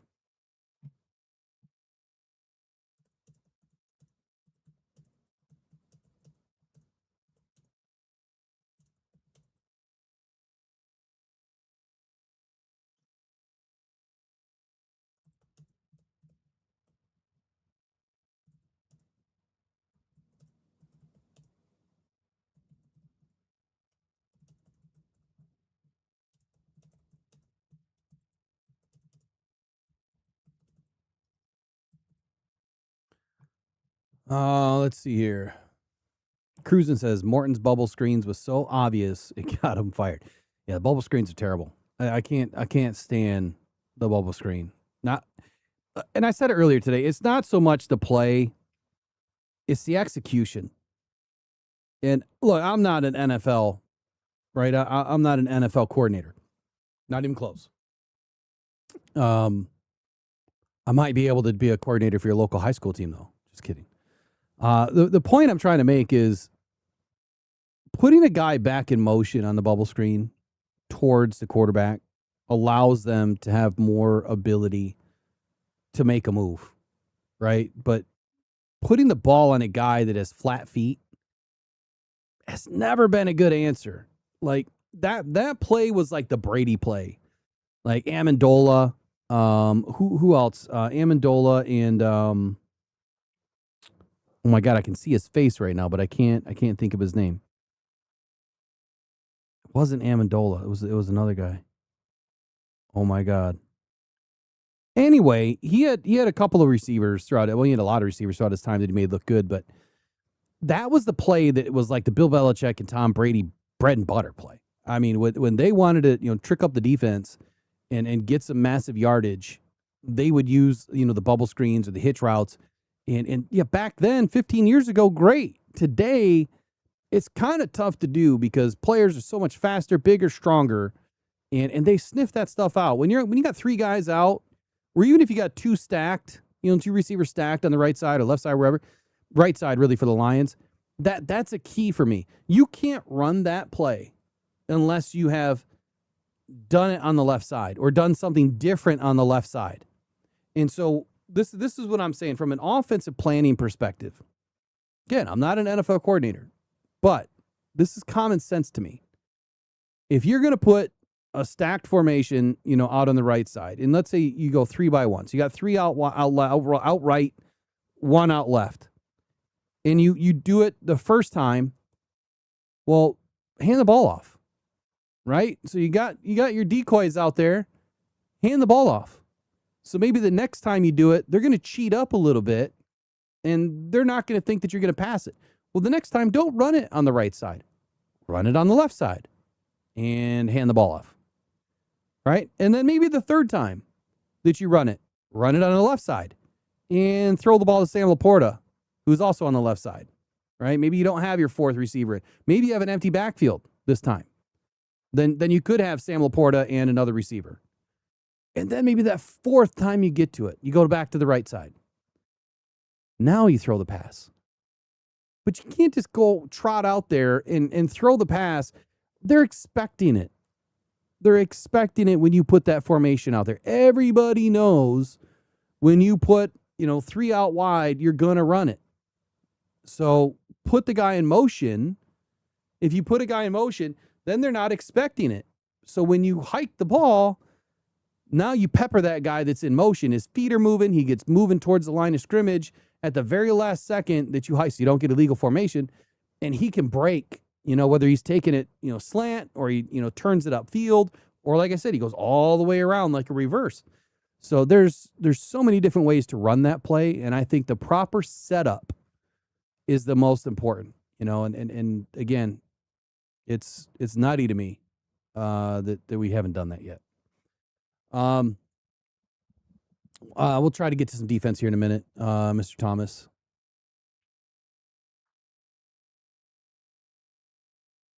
Robbie says, we saw way too much bunch and condensed formations last year. Spread this offense out. Yeah.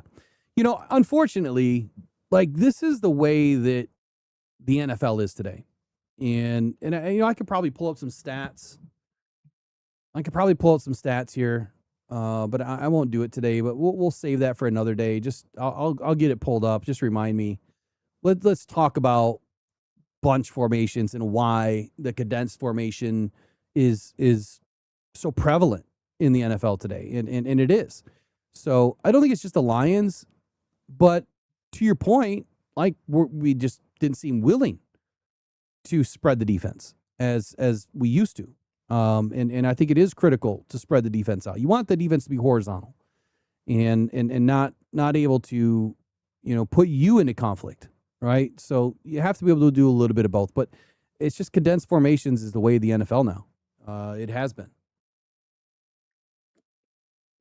But running the plays, like I said earlier, with like Puka Nacua and the Rams, They run a lot of his pass plays out of condensed formation. Mr. Thomas, I'll come back to your post-snap thing in just a minute.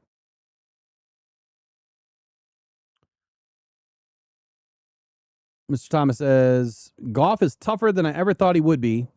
Has Goff ever missed a start since he's been in Detroit? I don't think he has. So in 2021, Goff was injured for 3 games. Those were the only starts that he missed in Detroit. And since then, he hasn't missed a start. And what's crazy is he's never not finished a game. Goff has never not finished a game. And there is 2 plays that come to mind where he shouldn't have finished a game. One was against Seattle, and it was a home game. And I know you guys remember this. Goff handed the ball off, right? And then he's standing back there kind of, 7-8 yards behind the line of scrimmage, just out in no man's land, like a Statue of Liberty. And he faked it so well, or maybe the defender knew, but it was like 4.5, 5 seconds, it seemed like, after the play, or a couple seconds after the play, you had no business hitting Goff, and Goff was laid out. And he just pops right back up. And I'm thinking, there's no way that dude should get up from that hit. And it happened right in my end zone. I was in 243 that game. That was a wicked play. And then I think was it last year? Was it last year or the year before? No, it was the year before. It was the Commanders game when he got hit in the head. And they didn't throw a flag. They didn't do anything. And they had to test him for a concussion. And then he came in 2-3 plays later. Teddy B came in for a couple of plays. I mean, that's a game that you would have expected him not to finish. That was a vicious hit that he took to the chin. So those are 2 plays. I mean, he's been licked a few times. But yeah, Goff is tough as nails, man. He's tough as nails.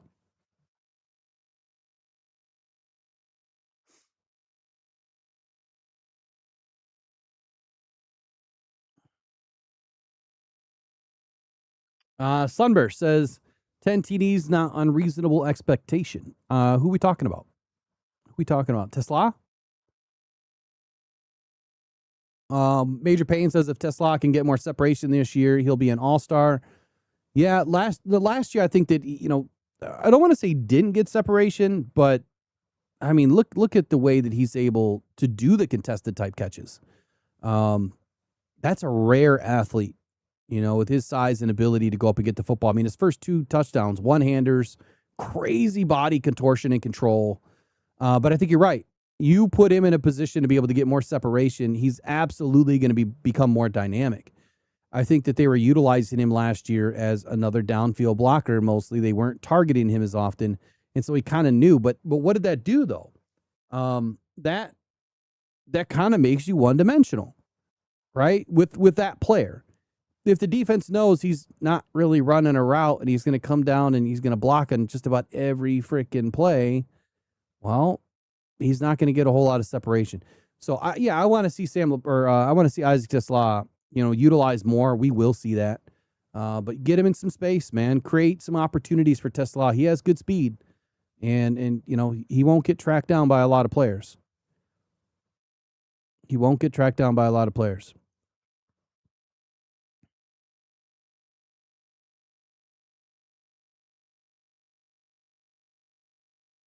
Oh, you're talking about J-Mo getting 10 TDs. Yeah, I don't think that's unreasonable.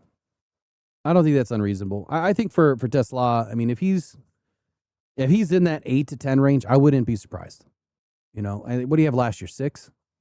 5, 6? On hardly any targets. So, all right, let's go back and let me answer the question here real quick on post snap. So I'll do it from a quarterback's. We'll do internal clock, I guess, is probably the most, I don't know, widely talked about point, I guess, with post snap. But when you disrupt the internal clock of a quarterback, quarterback wants to make plays, or I'm sorry, a quarterback really wants to make a pre-snap plan, right? Drop back, throw the ball in under 2.5 seconds. Post-snap changes or completely disrupts, really destroys the rhythm. And so when you have two safeties, if they're running a two safety shell, you don't have a single post, or maybe you're running single post, and then that safety rotates late, right? That is where the pre-snap read changes. So if you have corners that are switching off on players post-snap, which happens, they might be lined up on a player, right? You might have another receiver and a corner or safety, whatever, lined up on a player, and then post-snap they switch. Well, that changes everything, right? And it's that little confusion, right, that they're causing that can freeze out the quarterback. So when a quarterback drops back and they sees that, a safety rotated to an unexpected spot, well, they kind of have to stop their movement, mentally erase the pre-snap plan, and then find a new target. And that's pretty tough to do when you only have a small window to throw the football. Hesitation causes sacks. And this is something that we haven't seen out of Jared Goff, right? He doesn't take an exorbitant amount of sacks. So the brief moment, of second guessing that really gives the defensive line or the secondary, I guess, an edge is when the quarterback has to hesitate and they have to rethink. That extra fraction of a second is really all it is between the ball getting off and the quarterback going down. And I think that's another reason why post snap is so critical. Defenses that do it well, they win games, because they're able to cause that confusion. If you bait the quarterback, into interceptions, this is another one that we started to really do in 24. Kirby had a really good year that year. But if you set the trap, right, and then you rotate late and that trap sticks, you're going to bait that quarterback into making mistakes. The inverted shell game is what I used to call it. So a defense might, show like a soft too high look before the snap. So it's making like a deep post route look wide open, if you will, down the middle. And then immediately after the snap, a cornerback drops deep into the center zone while the safety jumps down into the flat. And so then that puts the defenders exactly where the quarterback didn't expect, and the trap is wide open and the ball gets intercepted. We don't see Jared Goff making those mistakes. It's very rare that he makes mistakes. And I would say that the game that maybe he had a couple of mistakes in, it was the Texans game a couple seasons ago. I think he had 4 interceptions or 5 interceptions. Came back to win the game. But he had a lot of interceptions in that game. Now, I think 2 of those interceptions was a missed penalty call on defensive holding or defensive interference on Sam Laporta. Same thing for Jameson Williams. He was bumped further than 5 yards down the line, and it threw him off his route, and he threw an interception, both that were supposed to go to Sam Laporta and Jameson Williams. Those should have been penalties on the defense, but they weren't. Didn't matter. Goff came back to win the game. You also have like man to zone bluffs, and this is what when I say, you want your defense to play a little bit of man inside zone. So the man to zone bluffs is if a quarterback thinks that it's man to man coverage, they will throw a back shoulder fade or a tight window pass. But if the defense drops back, into zone instead, then the quarterback is now throwing the ball directly into a waiting zone defender. So again, post snap is so tough to read. And again, this is where I think that our defense needs to take a step up this year. It's doing the things post snap. Don't show your hand of what you're going to do after the snap, but grow this year. That's all we're expecting out of Kelvin Shepherd, is to grow this year. All right, let me see if I can find my defensive points here. I had this thing all in order, so I don't know if I had defense coming up next. We got through part 3. Let's see what part 4 has for us.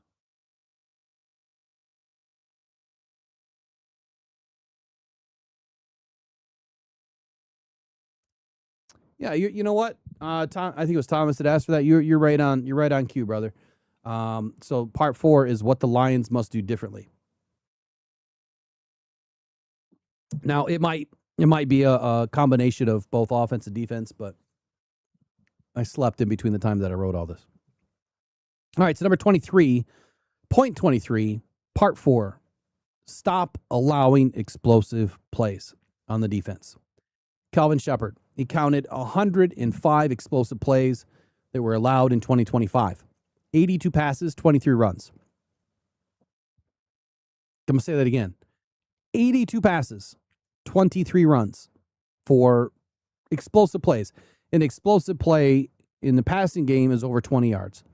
An explosive play in the running game, it depends on who you talk to. It's over 10 yards or it's over 15. We'll roll with over 10 for the run game. Either way, 105 is a ton of explosive plays. We're used to doing that on the offense. Not defense is doing that to us. And typically we haven't. But last year I think was a situation where it was kind of like a perfect storm, right? The defense was losing too many players at the wrong time. A lot of corners very early, and that put a lot of stress on the defense. So the internal definition for Detroit, I think it really, you have to consider a pass of at least, we'll go with 17 yards or more, or a run of at least 12 yards. I guess we'll call it that, even though it's defined differently. But let's just say it's 17 in the pass, 12 yards in the run. That's still way too many. So Shepard determined that roughly 30 to 40% of those plays resulted from correctable coaching or player errors. That's a huge number. So if you're able to correct even 80% of those this year, right, you get a B grade for correcting your mistakes from last year. Well, that drops 105 down to about 81, 82, somewhere in that rate. More of an acceptable range, but still too many. Detroit allowed 151 points on possessions featuring scores from outside the red zone. That's funny. Haven't I been saying for a couple years now, forget the red zone, get to the end zone? Well, exactly that mentality has been used against the Lions. So let me say that again. 151 points on possessions featuring scores were from outside the red zone or even long field goal range. Second most in the league last year that our defense allowed that. So the defense has to improve. They have to. Communication, big problem, right? Safety depth, massive problem this year. Massive problem last year because of the injuries.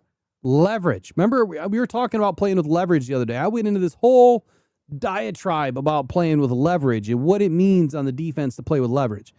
Tackling angles, pursuit angles. This is basic football 101. Understanding geometry about where and how you need to take an angle to prevent that player from having an explosive play. A long time ago, when I played or even, way after that, when I used to coach football, I would tell players like, look, if they have a good player and that they're going to break some, right? We didn't use terms like explosive or anything like that back then, not to the degree that we talk about today because of all the analytics that are available today.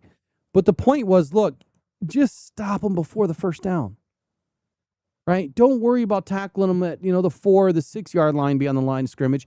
Just cut the head of the snake off before it gets to the first down marker, especially on third down. We didn't go for it on fourth down like you do today. So same mentality has to be applied here. Everyone wants to make the play. The goal is to stop them before they get to first down because then you put that offense into that critical thinking stage of, are we going for it? Are we close enough? Or is this field goal range? So just play better tackling angles or play with better tackling angles. Zone spacing, I think, is another important point of emphasis this year. And then the discipline with your eyes. Like, you have to trust what your eyes are showing you. Protection against the play action. We can't get fooled. Like, we can't allow teams to marry the pass and the run against us. And that's where the zone is going to help with some of that. Ability to prevent short completions from becoming long gains. Sometimes players are cheating a little bit because, they want to make a big play or they want to get their hand on the football. And then that turns into a big play. Your first point of emphasis should be to make the play, which is to stop the player. If they catch the ball, you have to drop them. And that's what Brian Branch is so good at. They might complete some passes against Brian Branch every once in a while, but if you ever notice how much yak Brian Branch gives up, it's hardly anything. And the reason why is because he's so good at just making the play. Yep, you got the pass. Great, but you're not going any further. Other players need to play that way. Ability to prevent short completions from becoming long gains is super important. this defense, this is the defense's, I think, number one correction, is making sure that they prevent the long gains. More takeaways. Like we know this is not a surprise. The offense committed only 15 giveaways last year, tied for the fourth fewest in the NFL. The defense produced just 19 takeaways. So we were +4, tied for 19th in the league. That is a far cry from where we were in 2024. All right, then the Lions need to stay in the plus column, 100%. But we need double up where we were last year. We need to be taking 30 balls away at a minimum this year. Like that would be a great goal. Get 30 balls, taken away. I don't care if it's a fumble, an interception, whatever it is. Get the ball. Detroit cannot depend entirely on the offense, right, to protect the football. It's going to happen. But the defense must create extra possessions through pressure, tip passes, which Tyreek Williams has been really good at the defensive line with. Better pursuit angles, peanut punching. Jack Campbell loves it, right? I mean, might as well send that dude a jar of peanut butter because he's constantly punching the football. Aggressive route recognition. I don't know why my ringer's on. Aggressive route recognition, finishing interception opportunities. And then this is where Joseph and Branch really have been both major ball producers, I guess, when healthy, is finishing interception opportunities and being aggressive in the route recognition, punching the football out. They've been really good in all those areas. Their availability this season is really going to directly affect whether Detroit's ability to change games with takeaways is going to happen or come to fruition in 2026. And then generating more consistent pressure. I think, a lot of us feel that the Lions' defensive line has been good enough. They've shown that they were good enough. I mean, last year, they had 2 players with 10-plus sacks on the same defensive line. No other team did that in the top 11 players in the league as far as defense. So Detroit recorded 46 sacks last season. It was the most sacks we've had in a long time, tied for 4th in the league. Well, what do you mean we need more pressure? Well, pressure is good. Sacks are great, but they're not always needed to win football games. And I think that was proven to you again last year. We were the 4th best in the league in sacks, and we only had 9 wins. And it wasn't because of the offense, right? Because the offense put up 472 points. But the Lions ranked 26th in pass rush win rate measurement at 26%. So we were 26th in ESPN's pass rush win rate, and we were 26% in pass rush win rate. So that number has to get up, right? But how does it get up? Well, you have to have a capable secondary. Without a capable secondary, your defensive line is not going to win. And I know a lot of people have cried and whined about getting that other edge player. That was never really the answer. The answer was stiffening up the backfield, the defensive secondary. The answer was stiffening up your middle of your defense, your second layer in your linebacker room. That's been taken care of. The defensive backfield's been taken care of. We just have guys that are injured. The Lions produce sacks, right? You can't ignore that.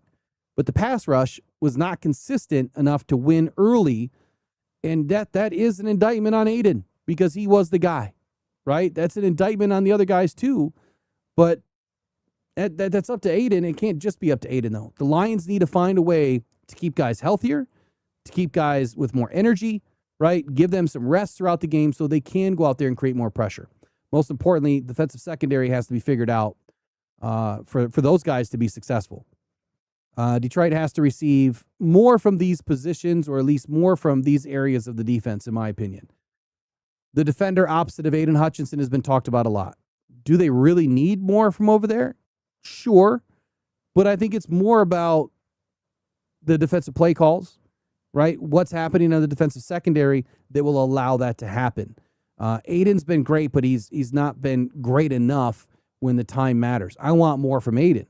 I want to see Aiden doing the things in the 4th downs, the 3rd downs that really turn the game. That is what a number 1 true all-star defensive edge will do. That's what Myles Garrett does. That's what Jared Verse does. That's what other players do. Aiden is few and far between. We need more big plays at the right time. Last year, or a couple years ago, like he had, I think it was at Justin Fields, where he had like that strip sack that went all the way to the goal line or whatever. Those are the types of plays that we need. Getting a sack on 1st down, great. Give me the sack on 4th down when the game's on the line. Give me a sack on third down to push them out of field goal range, to force them to punt, right? Those are the areas where I want to see Aiden show up. I really want to see Aiden set a hard edge, right? Not get too far beyond, the quarterback's drop point and open up that D gap, because that exposes us. This year, I want to see him do more by doing less. Does that make sense? Do more by doing less. Football sound mechanics, man. Fundamentals are everything. Ali McNeil, he has to be the interior pressure piece that he was in 2024. That's no secret. Ali McNeil came back last year off of a major injury, and he had the throwaway season that I expected him to have. It wasn't great. He re-injured his core muscle area just a couple of games into returning, and so he played the rest of the season injured. He didn't look the same. This year, I think, is going to be a big bounce-back year for Ali McNeil. He was rated, I think, as the 26th best interior defensive lineman. That's going to be a big chip on his shoulder this year. I want him to use it. Tyleik Williams, in his second season, he had a great rookie year. We compared him against all the other rookie defensive linemen, and Tyleik Williams was the best by all metrics. Now, he didn't have the most sacks. He didn't have the most pressures. But what he did do was better than most guys. So you could put him in the top 2 conversation, at least from all the rookie defensive linemen that were not edge defenders, interior defensive linemen. But in my opinion, he might have been one of the best simply because of what he did with his hands, getting his hands on the football. In the run game. I mean, he was really good when he needed him to be really good. It's just what is going on around him. He didn't have a lot of support around him. DJ Reader was good, but DJ Reader was just a guy eating double teams. He wasn't doing much more, which it's expected. And so Tyleik Williams this year is kind of stepping into that role, but can he still be the dancing bear while being the nose tackle? I want to see more out of Tyleik Williams this year, and I think we'll see it. Stunts. Look, we talk about the offense and then the offense doing more, being more pliable, the offense causing more chaos and confusion, more conflict for the linebackers. Well, guess what? The defense can do the same thing. How many times, like the Browns game last year, I think was a really good game to go back and watch.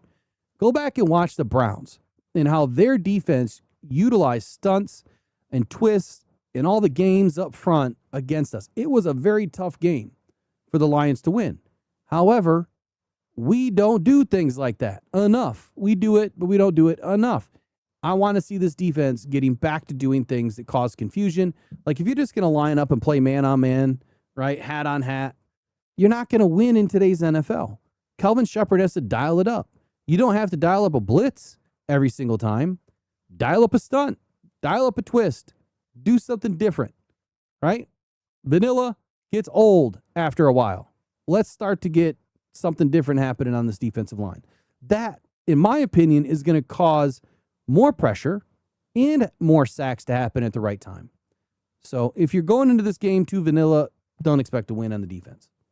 4-man pressure packages. I think you're going to see a lot more this season. Kelvin Shepherd has mentioned the same thing. Look, you can get pressure with 3. You can get pressure with 2. You definitely can get pressure with 4. I'm expecting the Lions to run more 4 pressure packages more often this season. And like I said earlier in today's show, you're going to see 4 defensive ends on the field. I promise you it's going to happen. You'll at least see 3, but you might see 4 a handful of times. And if it works, you're going to see more.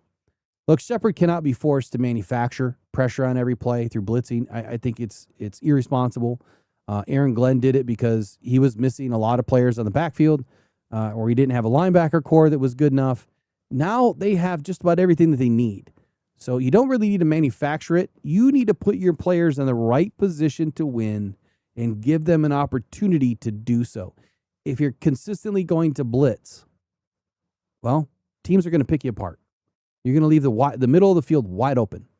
So, in the run game, honestly loves the blitz, to be honest with you. They love the blitz because they can find the holes that you didn't take. All right, last thing that I'll mention is reestablish the run game, right? And what I mean by this is we need to get back to stopping the run, right? Stopping the run and making that our focal point. It's always been the Lions' focal point since 2021. You try to make offenses more one-dimensional. I think it's going to be a big key this year that the Lions still focus on stopping the run, but they also have to focus on turning up the volume a little bit by doing the stunts, the twist, and the games up front and mixing things in. You want to make the offense confused about what you're doing. It's not just in the defensive backfield that you need to rotate late, right? We're talking about, switching in the backfield, causing chaos and confusion for the quarterback. You can do the same for the defense in the interior, front 4 or 5, whatever it is, for the quarterback. So I want to see the Lions control the run game, and then that'll allow them to do some of the things. But you can't just get locked in on that, right? You can't just stay locked in and just forcing your guys to try to shut down the run game. You can shut down the run game naturally by making sure guys are in the right position, right? So they have to be fully bought in. They have to know where to be, and they can't make mental errors and mistakes. Cleaning up the penalties is another big one. I guess it's really the last one. The Lions' penalty situation last year was getting out of control at times, and at the wrong times. Like, you cannot have penalties on a 4th down. Can't do it. We've been really good on, encroachment by the defense or jumping off sides, things that we've been really good at that. But we need to take that next level up, the next layer, peel back the onion a little bit and make sure that these guys are playing smart football. Everyone wants an edge. Everyone's trying to jump, on the snap. But it can also put you in a real bad way if you continually have penalties that are giving the team first downs. And that's really all I want to go through today. Look, I still have 30 some odd points. I'll revisit more tomorrow. I am planning on being back tomorrow, and we're going to hit the ground running next week too. We got camp right around the corner, but yeah, I got a lot of points left, and I'm out of voice and I'm out of time. So I hope you guys enjoyed the first half of the training camp preview. And again, do me a favor and like, share, subscribe to today's content. If you're new here and you haven't subscribed yet and you like what you're listening to, please give us a chance. And if you really liked it, hey, subscribe twice. Make sure you check out the description. I know a lot of people don't read descriptions anymore, but in the description, it's kind of more vanilla this year. But I've put things in so you guys can kind of find where we're doing things and some brands and things that I trust. We'll have some more sponsors popping up, and once I get all the graphics and things done, we'll have more internal ads running, if you will, to get you guys the information that you need about saving some money. Most important one this year is Draft Sharks, man. Draft Sharks, huge sponsor of the channel this year, and really appreciate what they're doing. If you're going to do fantasy football and you want to join our leagues, they're free. And then if you would like to get a winning edge, Draft Sharks, man. DraftSharks.com/rocked on. Right now, hit my website. The Draft Sharks created, and there's some special, special promos in there, discounts in there. Matter of fact, let's see what's running today. You usually save about 60% off. And it's kind of weird because it's prorated, because they separate their season in half.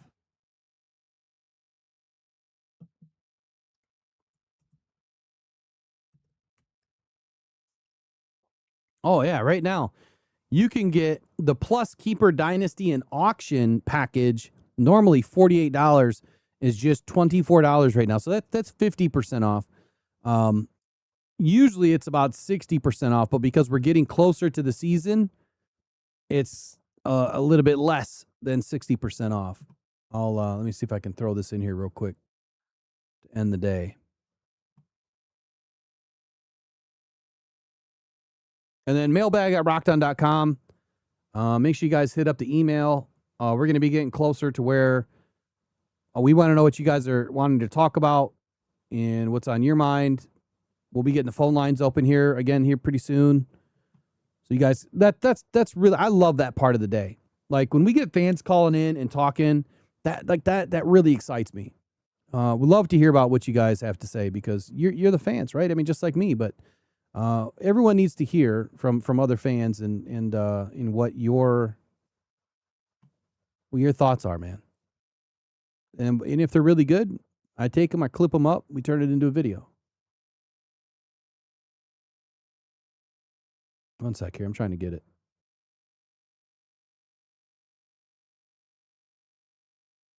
Of course it's off. Yeah, this might help. There we go. All right, so if you go to draftsharks.com/rockdon, that's ROCKEDON. The top of the page is kind of clipped off here, but you've got this really informational video. Really good informational video here. If you're like most people, draft day can be chaos. You have a bunch of tabs open, each one with different tools and charts. You frantically bounce from tab to tab, searching for that optimal player. Been there, done that. But what if you could get one high-functioning, battle-tested board, customized to fit your draft, and guide your every move? That's our Draft War Room, a draft tool we've improved for 25 seasons. The first crucial step is using the live draft sync.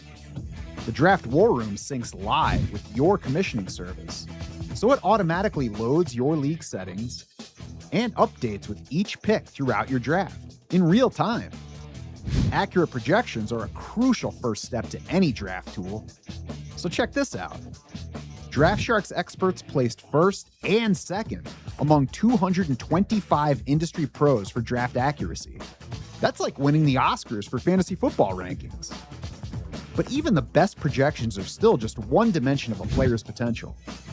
That's why the Draft War Room is built on the principle of value-based drafting.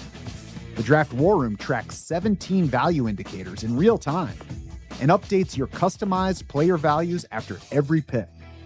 The board automatically takes 17 data points into account, so you don't have to figure out how to weigh projections, injury risk, chance of breakout, position scarcity, position tiers, and ADP in your head with the draft clock winding down. Our board does that work for you in milliseconds.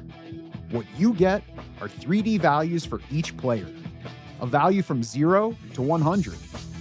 And these are dynamic values, changing throughout your draft. In case you're wondering, these value numbers adjust to every league format, including Superflex, Dynasty, Keeper, and Auction.